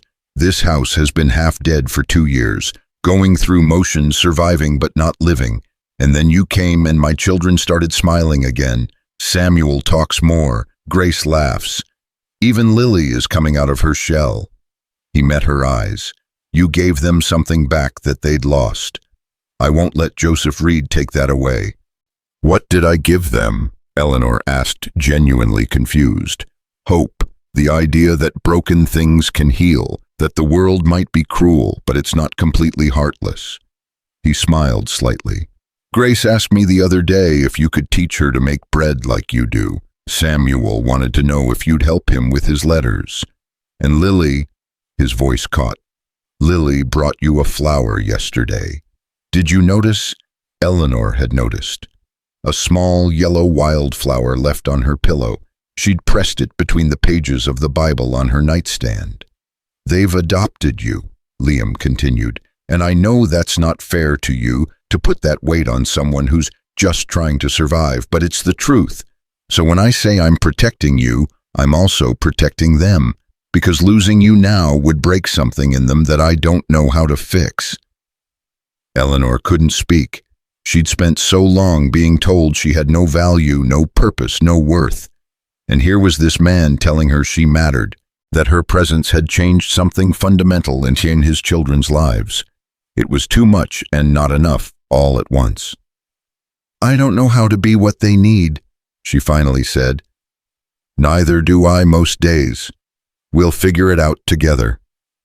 The fire popped, sending sparks up the chimney. Outside, the wind picked up, carrying the promise of winter. Inside, two damaged people sat in comfortable silence, neither ready to name what was growing between them, but both aware of its presence. There's something I need to tell you, Eleanor said eventually. About Joseph, about why he truly hates me. Liam waited, not pushing. His first wife, Rebecca, she died in childbirth. The baby, too. He was devastated. Eleanor stared into the fire. When he courted me a year later, he told me he needed sons, that his family line depended on it. I was young and flattered by his attention. I thought I could give him what he wanted. I thought that's what love was, meeting someone's needs. Love isn't a transaction, Liam said quietly. I know that now, but at 19, I didn't. Eleanor wrapped her arms around herself. After 3 years without conceiving, he took me to every doctor in the territory. They all said the same thing, nothing was wrong that they could see. Some women just don't bear children, but Joseph couldn't accept that. He was convinced there was something I was doing wrong, some sin I was hiding that God was punishing me for. That's not how it works. Tell that to Joseph. Tell that to the town. Eleanor's voice hardened. By year 5, his mother had gotten involved. She brought in a medicine woman who gave me herbs that made me violently sick. When that didn't work, they tried prayers and fasting. I fasted for 3 days while they prayed over me, begging God to open my womb. I passed out in church, and Joseph was humiliated. Jesus, Liam breathed. After that, things got worse. He started drinking, started hitting me, started saying I'd trapped him with a barren womb, that I'd deceived him, that I was a curse on his house. She finally looked at Liam. The whipping that was because his mother died of a stroke 6 months ago. He blamed me, said my curse had killed her. The town believed him because they needed someone to blame, and I was convenient. Eleanor, I'm telling you this because you need to know what you're up against. Joseph doesn't just want me back out of pride or ownership. He wants me to suffer. He wants me to pay for every disappointment, every failure, every loss his family has endured. And he'll hurt anyone who stands between him and that satisfaction. Liam was quiet for a long moment. When he spoke, his voice was calm but edged with steel. Let him try. You don't understand. I understand perfectly. I understand that Joseph Reed is a coward who blamed you for his own inadequacies. I understand that he almost killed you because he couldn't face his own failures. And I understand that he's going to try again, because men like him always do. Liam stood and moved to the window. But here's what he doesn't understand. I've already lost the woman I loved. I've already buried my wife while my children watched. I've already lived through the worst thing that can happen to a parent. So whatever Joseph Reed threatens, whatever he tries, he can't take from me what's already gone. But he can take your future, your children's future. Not if we fight. Liam turned to face her. Not if we stand together. Not if we refuse to let fear make our decisions. Eleanor wanted to believe him, wanted to trust that courage and righteousness would be enough. But she'd seen too much cruelty, survived too much injustice to believe the world was fair. Still, she found herself nodding. What other choice did she have? Running would only delay the inevitable. At least here she had allies. At least here she wasn't alone. The next morning brought unexpected news. Mrs. Eleanor arrived with the sunrise, her expression grim. Joseph left town last night, she announced without preamble. Took a stage to Helena. Word is he's going to hire lawyers of his own, real ones from the city. How long do we have? Liam asked. Week, maybe 2, depends on how fast he can work. Mrs. Eleanor handed Eleanor a folded piece of paper. But I didn't just come with bad news. That's from my nephew. I sent a telegram yesterday and he replied this morning. He's willing to take your case, Mrs. Sutton. Pro bono, that means free because he doesn't like men who abuse women and he owes me a favor. Eleanor unfolded the paper with shaking hands. The message was brief but encouraging. Words like strong case and documented witnesses and eager to help jumped out at her. There's more, Mrs. Eleanor continued. Sheriff Dalton came by my boarding house this morning, wanted to know if I was serious about testifying. I told him I was. He said, she paused, choosing her words carefully. He said he was tired of enforcing laws that protected men like Joseph Reed. Said if I was willing to stand up in court and tell the truth, he'd do the same. The sheriff? Eleanor couldn't believe it. But he was going to arrest me yesterday. Yesterday, he had 8 men with guns standing in front of him. This morning, he only had his conscience. Mrs. Eleanor smiled slightly. Sometimes it takes people a while to find their spine. The important thing is, he found it.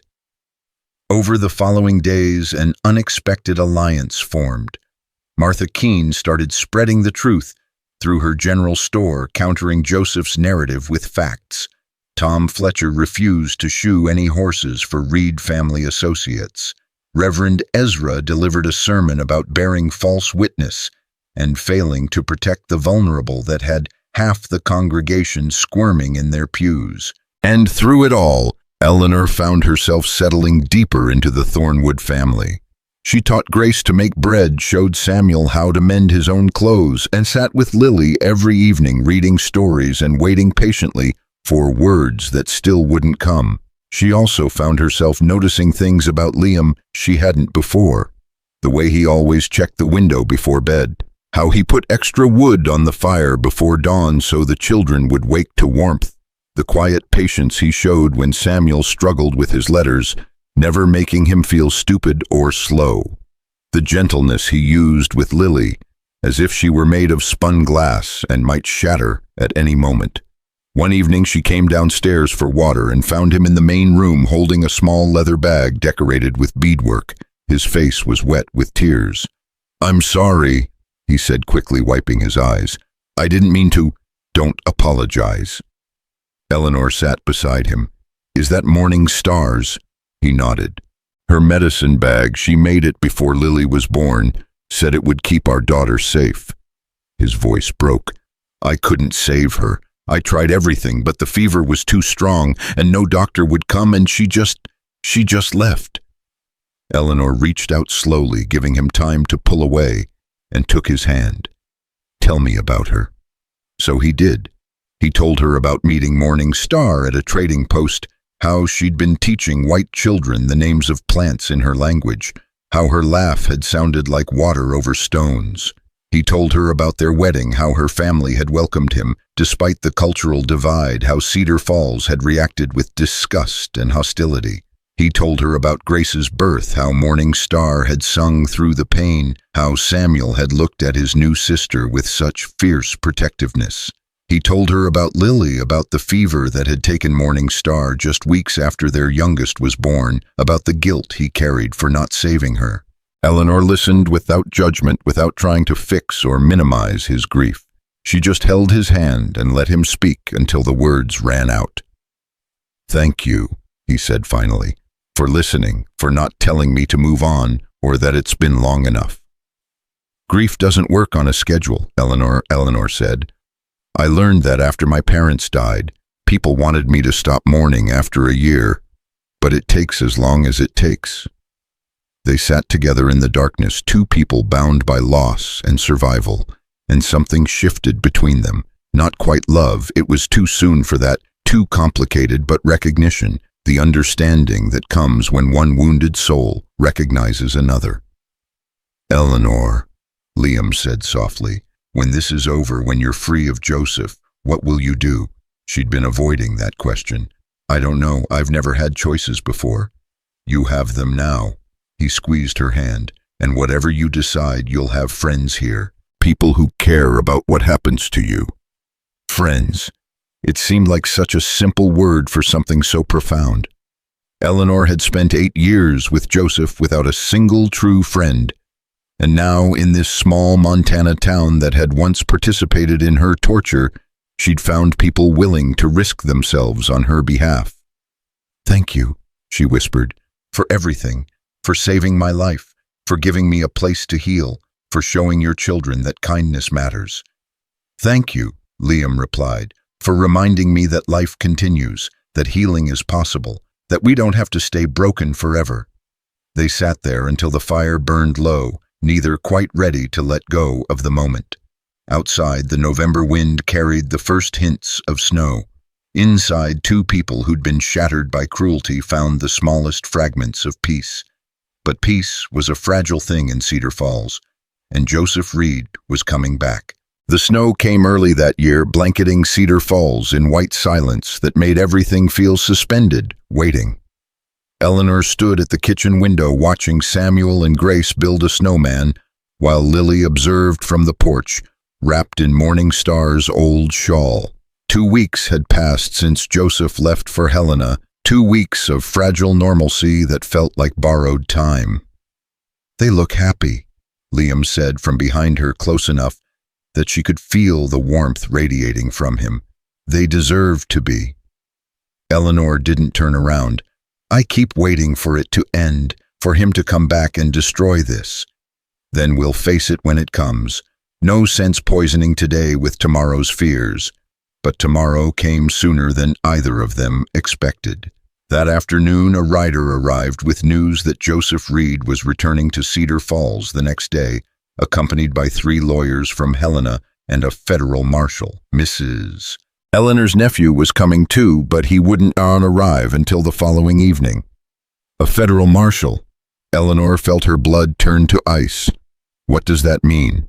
"It means he's escalating," Liam said grimly, "trying to make this bigger than a local dispute, trying to intimidate us."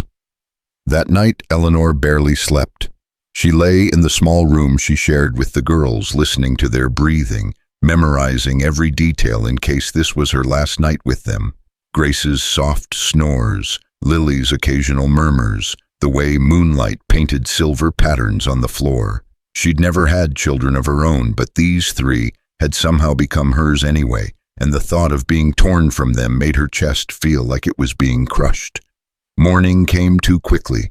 Eleanor dressed with shaking hands, choosing the plainest dress she owned, wanting to look respectable for whatever was coming. Downstairs, Liam was already up, his face drawn with exhaustion. "You didn't sleep either," she said. "Couldn't. Kept thinking about Morningstar's sister Bluebird. She lives with her people about 20 miles north. I could take you there. They'd hide you. Joseph would never find you. And what would that teach your children that we run when things get hard? It would teach them that survival matters more than pride." "No." Eleanor moved to the stove and started making coffee with mechanical precision. "I'm done running, done letting Joseph Reed dictate my life. Whatever happens today happens, but I'll face it standing up." Liam was quiet for a moment. "You've changed since you came here, gotten stronger." "I was always strong, I just forgot for a while." She poured coffee for both of them. Your wife, Morning Star, she must have been incredibly brave to marry you, knowing what it would cost. She was terrified, Liam said. Told me the night before our wedding that she was afraid her people would reject her, afraid mine would hurt her. But she said love mattered more than fear, that building something together was worth the risk. Was it worth it, I mean, every single day?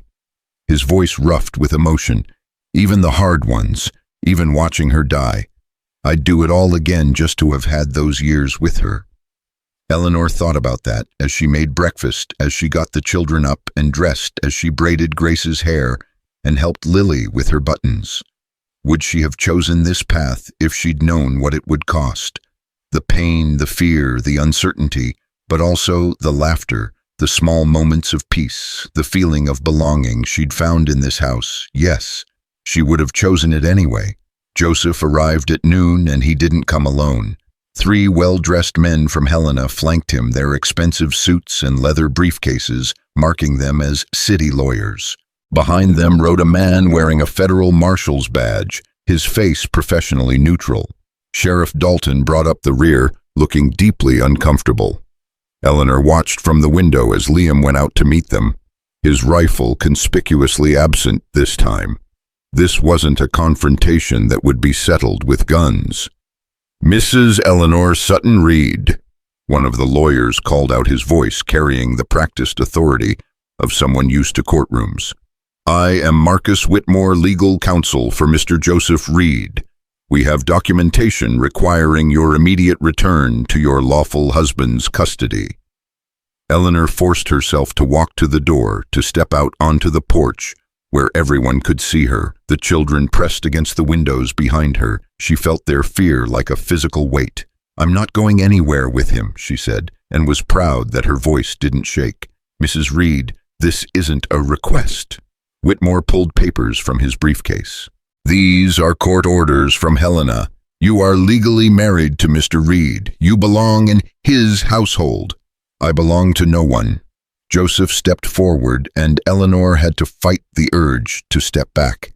He looked different than she remembered, harder, colder, with something cruel glittering in his eyes that had always been there but was now fully unleashed. Eleanor, you're being unreasonable, he said, his voice dripping false concern. I'm trying to be generous here. Come home quietly and we can forget this entire unfortunate incident. Unfortunate incident. The words burst out of her. You had me whipped 100 times. You left me to die by the river. You were disciplined according to the standards of our community, Joseph replied smoothly. Standards you violated by failing in your fundamental duty as a wife. The duty of being fertile, Mrs. Eleanor's voice rang out across the yard. Eleanor hadn't heard her approach, but suddenly the old woman was there, along with Martha Keene, Tom Fletcher, and Reverend Ezra. More townspeople were gathering behind them. That's not a duty, Joseph Reed. That's biology, and punishing a woman for biology is barbarism. Mrs. Eleanor, this is a legal matter, Whitmore started. Then let's make it legal. A new voice joined them, and Eleanor turned to see a young man stepping out of a wagon that had just arrived. He was perhaps 30, with sharp eyes and sharper features, carrying himself with the confidence of someone who knew the law inside and out. Daniel Eleanor, attorney at law out of Helena. And you must be Marcus Whitmore. I've heard of you. Wasn't aware you'd started taking abuse cases, Marcus. Thought you specialized in property disputes. Whitmore's expression soured. This is a marital matter. Is it because, from what I understand, this is a case of attempted murder, criminal assault, and a man trying to use legal loopholes to reclaim access to a woman he nearly killed? Daniel moved to stand beside Eleanor on the porch. Mrs. Sutton has filed for divorce on grounds of cruelty, abandonment, and attempted murder. Until that case is heard, any orders requiring her return are null and void. We have documentation. Show it to the judge. Next Tuesday. That's when the hearing is scheduled. Daniel's smile was all teeth. Or did you think you could just waltz in here and intimidate everyone into compliance? The federal marshal finally spoke, his voice neutral but firm. Is there an active court case filed yesterday in Helena, Daniel confirmed. Judge Patterson is presiding. I have documentation if you need to verify. The marshal looked at Whitmore. Then there's nothing for me to enforce here. This is a civil matter pending court review. Marshal, Joseph started. Sir, I suggest you wait for the hearing. The marshal turned his horse. I came because I was told a woman was being illegally detained. Seems she's here of her own free will. That's not a federal matter. Eleanor watched Joseph's face turn red, then purple. His carefully constructed plan was falling apart, and he knew it. But men like Joseph didn't accept defeat gracefully. Fine, he snarled. We'll do this in court. But Eleanor, you should know I've brought evidence.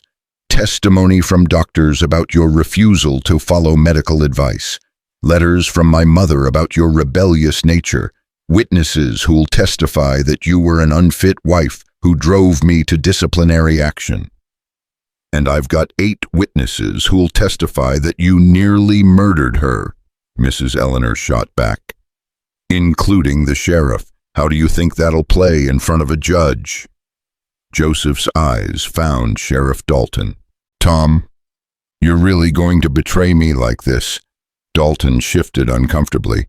It's not betrayal to tell the truth, Joseph. What happened to Mrs. Sutton was wrong. I should have stopped it then. I'm not making that mistake again. You'll regret this, all of you. Joseph looked around at the assembled townspeople. I've got money, influence. I can make life very difficult for anyone who stands against me. You can try, Tom Fletcher said, but we're not afraid of you anymore. Joseph's gaze swept over them all before landing on Liam. You. This is your doing. You poisoned the whole town against me. I didn't have to poison anything, Liam replied calmly. You did that yourself when you tortured your wife and left her for dead. I just gave people permission to say what they already knew was wrong. She's barren. She failed me. No. Liam's voice was quiet but absolute. You failed her. You failed as a husband, as a man, as a human being. And now you'll answer for it. The tension was so thick Eleanor could barely breathe. She waited for Joseph to lunge at Liam for violence to erupt. But Whitmore put a hand on his client's arm. Joseph, not here, not now. We'll destroy them in court.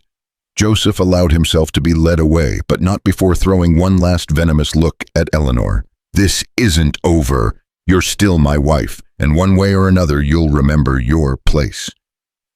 They rode off, leaving silence in their wake. Eleanor's legs finally gave out, and she sat heavily on the porch steps. The children burst out of the house, Grace throwing herself into Eleanor's arms, while Samuel hovered nearby trying to look brave but failing. Lily pressed against her side, silent but shaking. It's all right, Eleanor said, automatically stroking Grace's hair. We're all right. But were they? Daniel Eleanor climbed the steps to sit beside her, his professional demeanor softening. That could have gone worse, he said. At least now we have a hearing date, a chance to present our case properly. Will we win? Eleanor asked bluntly. Honestly, I don't know. Judge Patterson is fair, but he's also traditional. The idea of a woman divorcing her husband for cruelty, it's not common. And Joseph's lawyers will argue that a husband has the right to discipline his wife, that what happened was within acceptable bounds. 100 lashes is acceptable. To some people, unfortunately, yes, if they believe you deserved it. Daniel met her eyes. But we have something they don't. Truth. And witnesses willing to speak it. That counts for something. Over the next few days, preparation for the hearing consumed everyone. Daniel interviewed witnesses, documented Eleanor's injuries, built a case, piece by piece. Eleanor had to relive every horrible moment, describing the whipping in detail, explaining Joseph's escalating violence over the years, admitting to the crushing shame of being called barren in front of the entire town. Liam sat with her through it all, a steady presence that kept her grounded. The children tried to act normal, but Eleanor could see the fear in their eyes.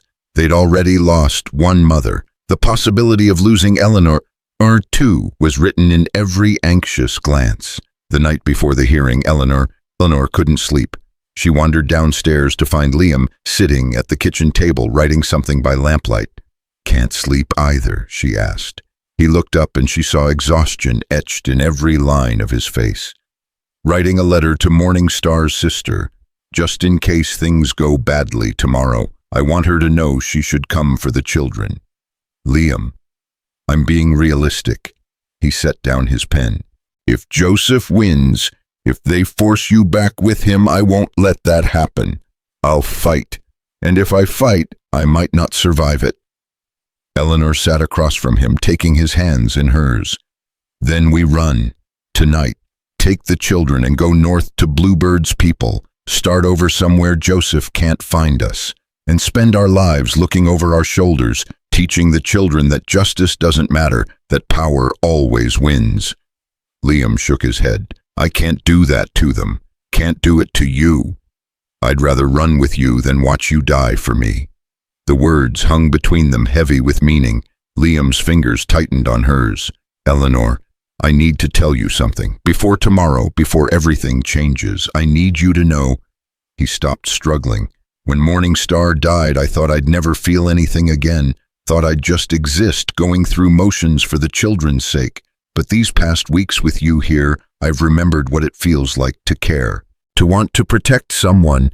To—" He swallowed hard. "To maybe feel something more than duty." Eleanor's heart hammered. "Liam, this isn't the time." "It's exactly the time, because tomorrow everything could change, and I need you to know that keeping you here isn't just about doing what's right. It's become about not wanting to lose you." His eyes were intense in the lamplight. "I know it's too soon. I know you're still healing from what Joseph did. I'm not asking for anything. I just need you to know that you matter. Not because of what you can do or what you should be. You matter because you're you."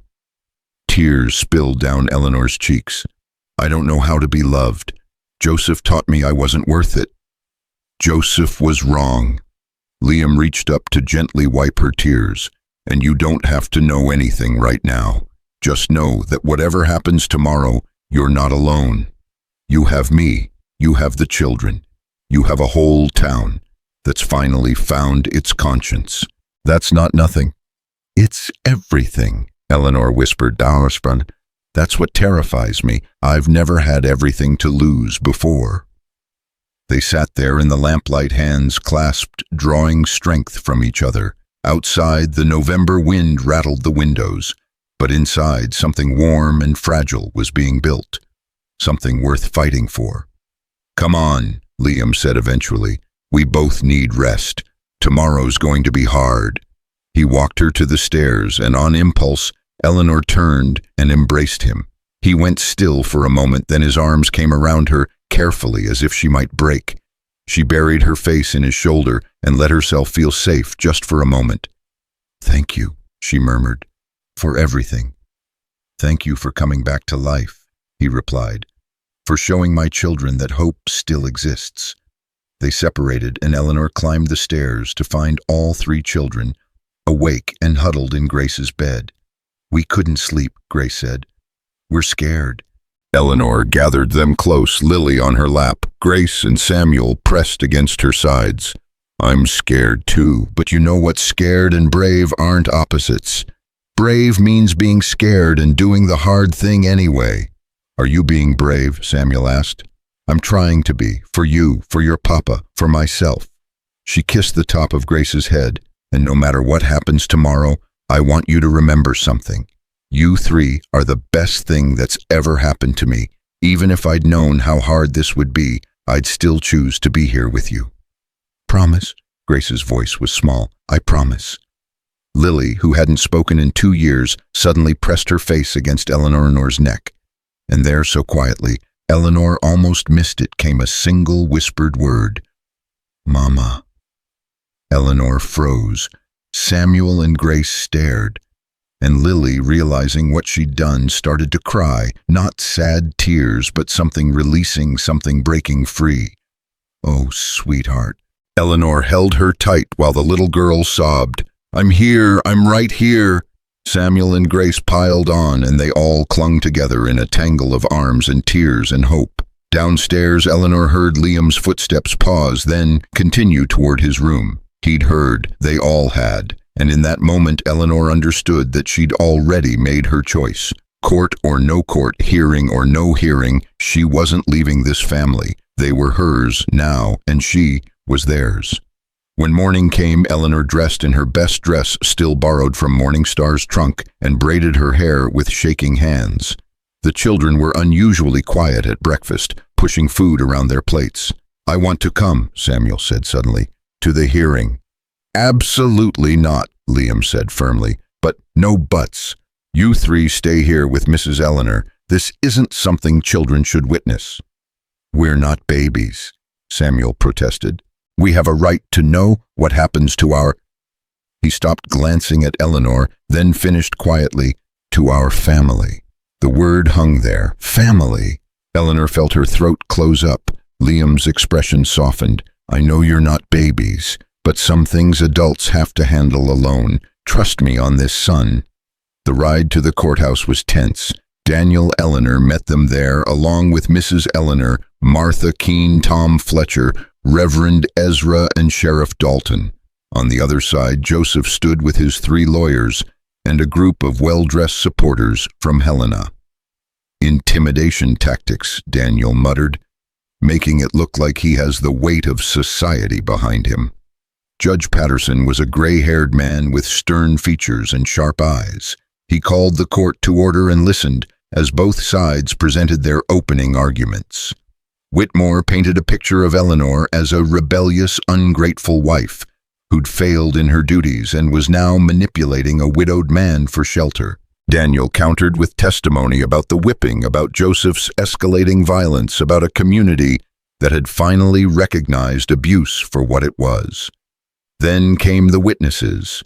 Martha Keene described seeing Eleanor's bruises in the store over the years. Tom Fletcher testified about hearing Joseph brag about keeping his woman in line.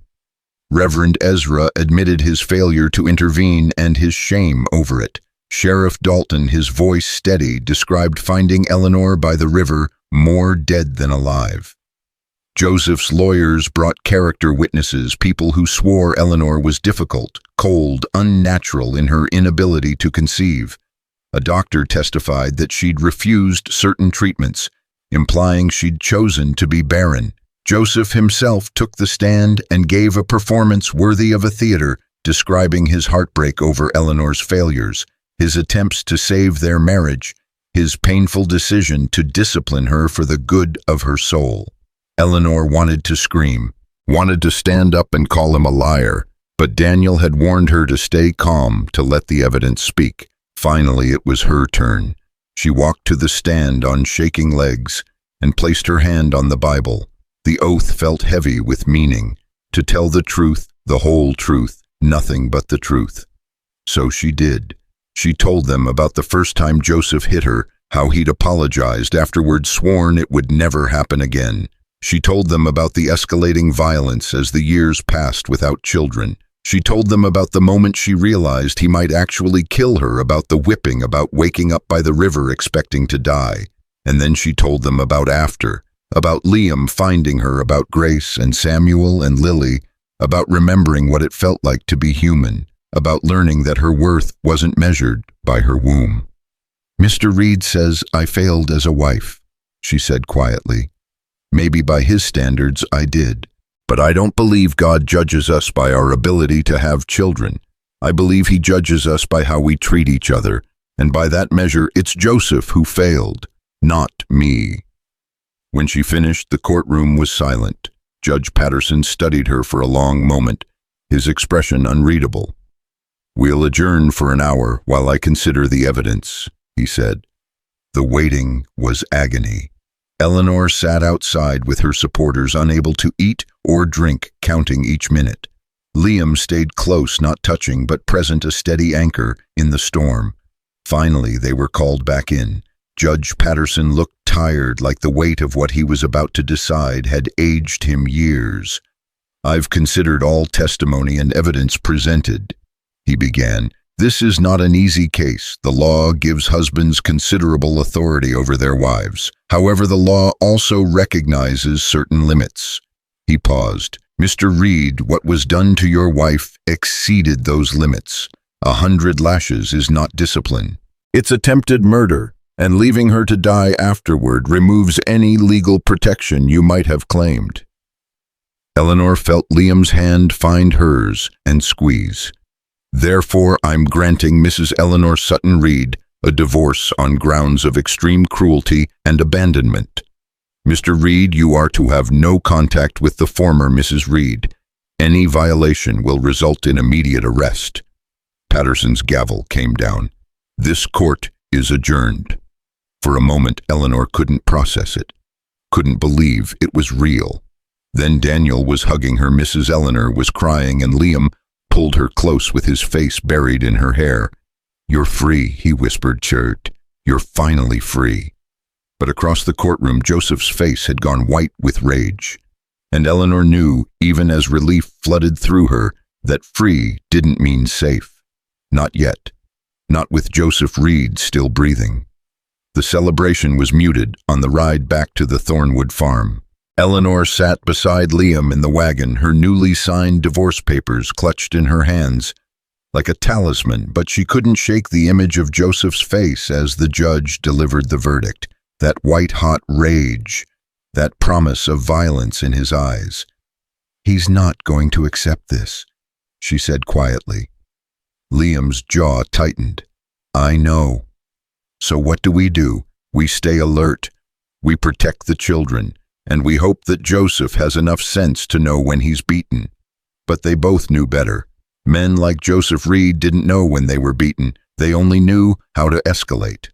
The children were waiting on the porch when they arrived, Mrs. Eleanor standing guard behind them. Grace saw Eleanor's face and broke into a run, throwing herself into Eleanor's arms the moment she stepped down from the wagon. You're back. You came back. Of course I came back. Eleanor held her tight, breathing in the smell of the little girl's hair. I promised, didn't I? Samuel approached more cautiously, his eyes searching her face. Did you win? We won, Liam confirmed, swinging Lily up into his arms. Eleanor is free, legally divorced. Joseph can't touch her now. Mrs. Eleanor's expression was knowing. But you don't think that'll stop him? No, Eleanor admitted. I don't. That night, Liam checked every door and window twice. He loaded both rifles and placed one near the front door, one near the back. Eleanor tucked the children into bed with extra care, reading them 2 stories instead of one, committing every moment to memory just in case. When Lily whispered "Mama" again before sleep, Eleanor had to leave the room before the tears came. She found Liam in the kitchen staring at nothing. She called me Mama again, Eleanor said, wiping her eyes. Grace, too. Samuel almost did, but caught himself. They love you. Liam looked at her. We all do, Eleanor, in our own ways. The confession was quiet but absolute. Eleanor moved to sit beside him, taking his hand. I love you too, all of you, this family. Her voice broke. I didn't know I could have this. Didn't know I was allowed to. You're allowed everything. Liam lifted her hand to his lips, kissing her knuckles with such gentleness it made her ache. And when this is over, when Joseph is truly gone, I want to ask you something properly, but not now, not while we're still in danger. Eleanor understood. He wanted to marry her, wanted to make this real and permanent, and God help her, she wanted it too, wanted to be Dorothy Thornwood in truth, not just in the children's hearts. But first, they had to survive. 2 days passed without incident. Eleanor started to breathe easier. Maybe Joseph had actually accepted defeat. Maybe the law had teeth after all. She let herself imagine a future teaching the children, running the household, standing beside Liam as his true partner. On the 3rd night, the barn caught fire. Eleanor woke to Grace's screaming. She bolted upright, saw the orange glow through the window, and her heart stopped. Liam was already running downstairs, rifle in hand. Eleanor grabbed the children. Stay with me. Don't let go of my hand. They huddled together in the main room while Liam threw open the door. The barn was engulfed flames reaching toward the sky like grasping fingers. The horses were screaming inside. "Stay here!" Liam shouted, then ran toward the inferno. "Papa!" Samuel tried to follow, but Eleanor caught him. "No, he said stay, and we stay." She pulled all three children close, watching in horror as Liam disappeared into the smoke. He emerged moments later leading two panicked horses, their eyes rolling white with terror. He got them to safety, then went back in. Once, twice, 3 times until all the animals were out. The barn collapsed just as he pulled the last cow to safety, sending sparks shooting into the night sky. Liam staggered back to the house, his face black with soot, coughing violently. Eleanor met him with water and cloths, checking him frantically for burns. "I'm all right," he managed between coughs. "Animals are safe, but the barn can be rebuilt. You can't be." Eleanor's hands shook as she wiped his face. "Don't ever do that again. Had to save them. We need those animals to survive winter." He looked at the burning wreckage, then at the surrounding darkness. This wasn't an accident. Someone set this fire. "Joseph," Eleanor breathed, "or someone he hired. Either way, it's a message." Liam pulled her and the children close. "He's telling us he can reach us, that the law doesn't matter." Sheriff Dalton arrived at dawn with a deputy summoned by a neighbor who'd seen the flames. He examined the remains of the barn and found what Liam already knew he would evidence of accelerant of deliberate arson. "I'll question Reed," Dalton said, though his tone suggested he knew it was futile. "But unless we catch him in the act or find a witness, he'll get away with it," Liam finished bitterly. "I'm sorry. I'll put a deputy on patrol near your property, but we're stretched thin. Can't promise round-the-clock protection." After Dalton left, Eleanor found Liam standing in the ruins of the barn, his shoulders bowed with exhaustion and defeat. "We can't keep living like this," she said, "waiting for the next attack, wondering if he'll escalate from property to people." "What are you suggesting?" "I don't know. Maybe I should leave. Go north to Morning Star's people like you suggested. Take the danger away from you and the children." "No." Liam turned to face her, his eyes fierce. "That's exactly what he wants. To separate us. To make you vulnerable. But the children are safer with both of us here than with just me." "You think Joseph won't come after them to hurt me, to punish the town? We're stronger together, Eleanor." She wanted to believe him, but that night, as she lay awake listening for sounds of danger, she wondered if strength was enough against obsession. The answer came 3 days later when Grace disappeared. Eleanor had sent her to the chicken coop to gather eggs. When she didn't return after 20 minutes, Eleanor went looking. The basket lay overturned in the dirt, eggs smashed and leaking. Grace's footprints led toward the road, then vanished where wagon tracks began. Eleanor's scream brought Liam running. He took one look at the scene and went white. "Samuel, Lily, inside now." He turned to Eleanor. "Stay with them. Lock every door and window. Don't open for anyone but me or the sheriff." "Liam, where are you going?" "To get our daughter back." The words were simple, but the promise in them was iron. He grabbed his rifle and was mounted and gone before Eleanor could protest. The next hours were torture. Eleanor held Lily and Samuel close while they all tried not to imagine what was happening to Grace. Samuel wanted to go after his father. Lily had retreated into silence again, her brief breakthrough shattered, and Eleanor felt like she was being torn apart, guilt crushing her chest until she could barely breathe. This was her fault, all of it. If she'd died by that river like she was supposed to, none of this would be happening. Grace would be safe. The barn would still be standing. This family wouldn't be living in fear. "Stop it," Samuel said suddenly. Eleanor looked at him. "What? Stop blaming yourself. I can see it on your face. This isn't your fault. It's that man's fault. The one who hurt you, the one who's too cowardly to accept that he lost." "Samuel, Grace told me what you said. about being brave even when you're scared. Well, you need to be brave now. Papa's going to bring her back, but we need you to be strong until he does." The boy's words steadied her. Eleanor nodded, wiping her eyes. "You're right. You're absolutely right." They waited and waited. As sunset painted the sky red, Eleanor heard hoofbeats. She ran to the window praying and saw Liam riding hard with a small figure clutched in front of him, Grace. Eleanor had the door open before they reached it, pulling Grace into her arms the moment Liam dismounted. The little girl was crying but appeared unharmed. "I've got you, sweetheart. You're safe. You're home." He said he'd hurt Papa if I screamed," Grace sobbed. "He said you belonged to him and he was going to take you back and there was nothing anyone could do." "Who said that baby? Was it Joseph?" "No, a man I didn't know. He had mean eyes. He took me to a cabin and tied my hands, and then Papa came and there was yelling and—" Grace buried her face in Eleanor's shoulder, shaking. Liam was bleeding from a cut above his eye, his knuckles torn. "He's alive," he said flatly.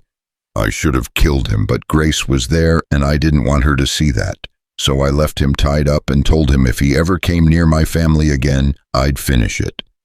"Where's Joseph?" "Wasn't there, just the hired man. But Joseph knows now, knows we're not backing down, knows I'll fight for you, for us." Liam touched Eleanor's face gently. "This has to end, Eleanor. One way or another, it has to end." That night, after the children were finally asleep, exhausted from fear and tears, Eleanor made a decision. She found Liam cleaning his rifle in the kitchen.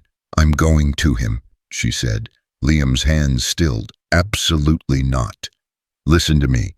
He wants me. He's willing to hurt everyone around me to get to me. So I'll go to him, but on my terms. I'll meet him somewhere public. I'll have witnesses, and I'll end this. By doing what? Letting him kill you. By confronting him. By making him face what he's become in front of the whole town." Eleanor's voice was steady. "He's escalating because he's desperate. Because everyone saw him lose in court. His pride can't take it. So I'll give him a chance to save face, to walk away with some dignity if he'll leave us alone. And if he won't, then at least we tried the peaceful way first, before—" She stopped. "Before what?" Eleanor met his eyes. "Before you have to kill him, because that's where this is headed, Liam. You know it. I know it. Joseph won't stop until one of you is dead.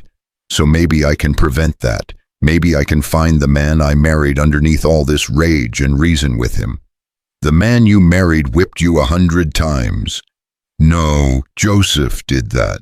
But there was a time before when he was capable of kindness. Maybe I can reach that person. Or maybe I can make him understand that continuing this will only destroy him." Eleanor took Liam's hands. "I have to try, for Grace, for all of us. I can't live knowing another child might get hurt because of me." Liam was quiet for a long moment. "If you do this, you don't go alone. I'll be there, hidden, watching. The moment he threatens you, I intervene." "Agreed, and we tell the sheriff, make it official, so if something does happen, there's a record. When? Tomorrow, at the church, after service. Public witnessed and on holy ground. If Joseph has any decency left, he'll honor that." They made the arrangements. Reverend Ezra agreed to host the meeting, though he warned it was dangerous. Sheriff Dalton positioned deputies around the church, hidden but ready. Mrs. Eleanor spread word through town, not the details, just that something important was happening and witnesses were needed. Eleanor dressed carefully that morning in her best dress, braided her hair, and tried not to think of it as preparing for battle. The children clung to her at breakfast. "You're coming back, right?" Grace asked for the 10th time. "I'm coming back. Your papa will make sure of it." Lily pressed something into Eleanor's hand. A small wooden carving Samuel had made a bird in flight. "For courage," Samuel explained quietly. Eleanor clutched it like a lifeline as they rode to church. The building was packed, townspeople filling every pew, sensing drama. Joseph stood at the front with his lawyers, his face a mask of barely controlled rage. Eleanor walked down the aisle alone, though she felt Liam's presence in the shadows. felt the support of the people who'd chosen to stand with her. She stopped a few feet from Joseph. "You wanted to talk to me," she said. "So talk. In private. No, whatever you have to say, you can say in front of witnesses." Joseph's jaw worked. "You've humiliated me, made me a laughingstock. I was willing to take you back, willing to forgive everything, and you threw it in my face. You wanted to take me back so you could punish me, so you could prove you still owned me. That's not forgiveness, Joseph, that's revenge. You owe me a child. You owed my mother grandchildren. I owed you nothing." Eleanor's voice rang clear. "I tried, Joseph. God knows I tried. But I couldn't give you what you wanted, and instead of accepting that, you turned me into an enemy. You blamed me for every disappointment, every loss, every failure in your life. Because they were your fault. No, they were life. Things happen. People get sick. Crops fail. Women sometimes can't have children. None of that is anyone's fault, but you needed someone to blame, and I was convenient." The church was silent except for Joseph's heavy breathing. Eleanor took a step closer. "I'm sorry I couldn't be what you needed. I'm sorry your mother died. I'm sorry your life didn't turn out the way you planned. But Joseph, please, let this go. You've lost everything trying to destroy me. Your reputation, your standing, your money on lawyers. Is it worth it? Is your pride worth more than peace?" For a moment, just a flicker, she saw something human in his eyes. Something that might have been the man she'd married. Then it vanished, replaced by cold hatred. "You don't get to be happy," he said softly. "You don't get to live in that house with those children and that man while I have nothing. It's not fair. Life isn't fair, but we can choose how we respond to that. Please, Joseph, choose to walk away, choose to let me go, build a new life, find someone who can give you what you want. Just please stop this." Joseph laughed, bitter and broken. "You think I haven't tried, you think I don't lie awake at night wishing I could forget you, but every time I close my eyes I see you in that house, smiling, laughing, living the life you should have lived with me, and it makes me—" He stopped, his hands clenching into fists. Eleanor saw it then, the moment his control snapped. She saw his hand move toward his coat, saw the glint of metal, and shouted a warning. Everything happened at once. Liam burst from the shadows. Sheriff Dalton's deputies rushed forward, and Joseph pulled a gun from his coat, his face twisted with rage and desperation. "If I can't have you, nobody can." The shot rang out deafening in the enclosed space. Eleanor fell backward, someone tackling her to the ground. She heard screaming, felt weight on top of her, then nothing. When she opened her eyes, she was lying on the church floor with Liam hovering over her, his hands checking her frantically for wounds. Eleanor, are you hit?" I don't think so. What happened?" Liam's face crumpled with relief. "Sheriff Dalton shot him. Joseph's alive, but wounded. They're taking him into custody." He pulled her into his arms, crushing her against his chest. "God, when I saw that gun, I thought I'd lost you." Eleanor clung to him, shaking. Around them, the church was chaos. People crying, praying, talking over each other. But in Liam's arms, Eleanor felt only relief. It was over, finally truly over.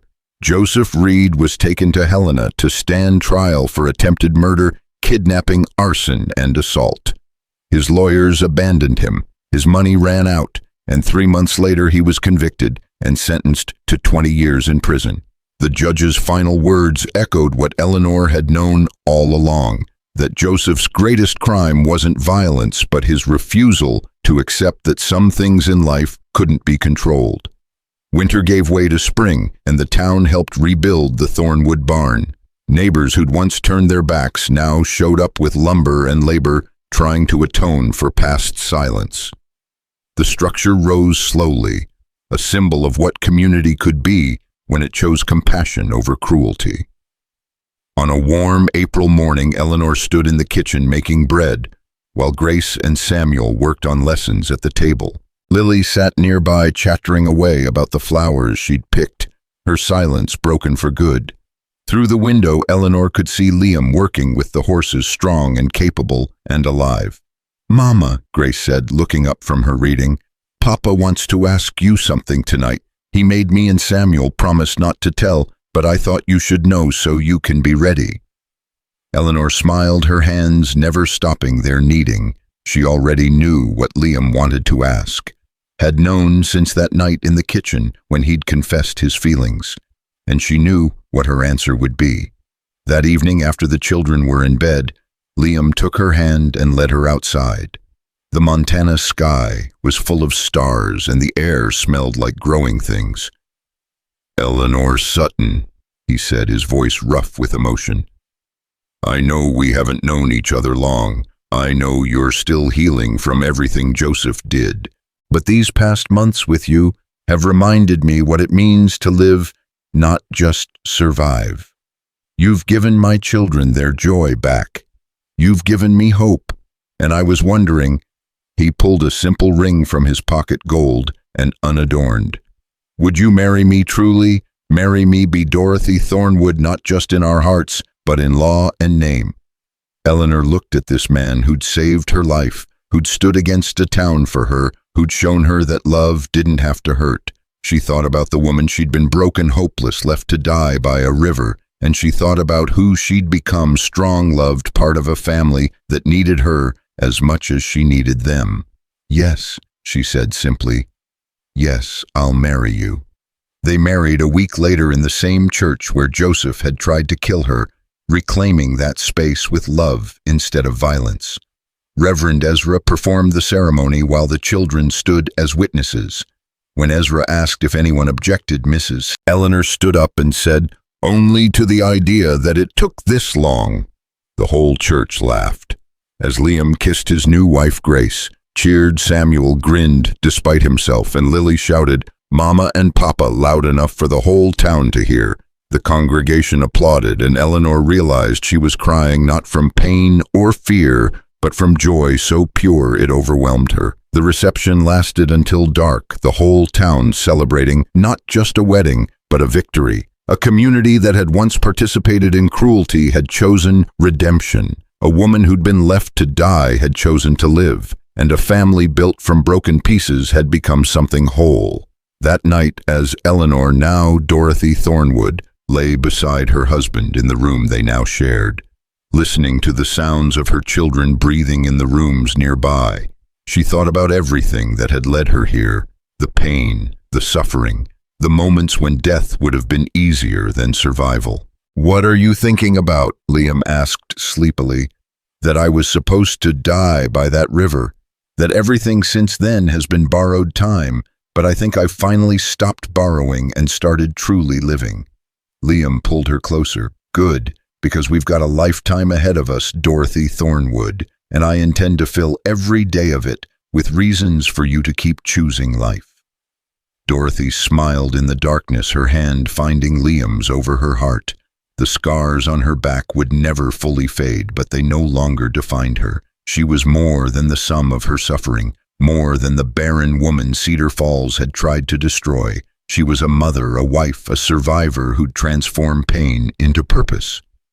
And as spring rain began to fall outside, washing away the last traces of winter, Dorothy Thornwood closed her eyes and rested.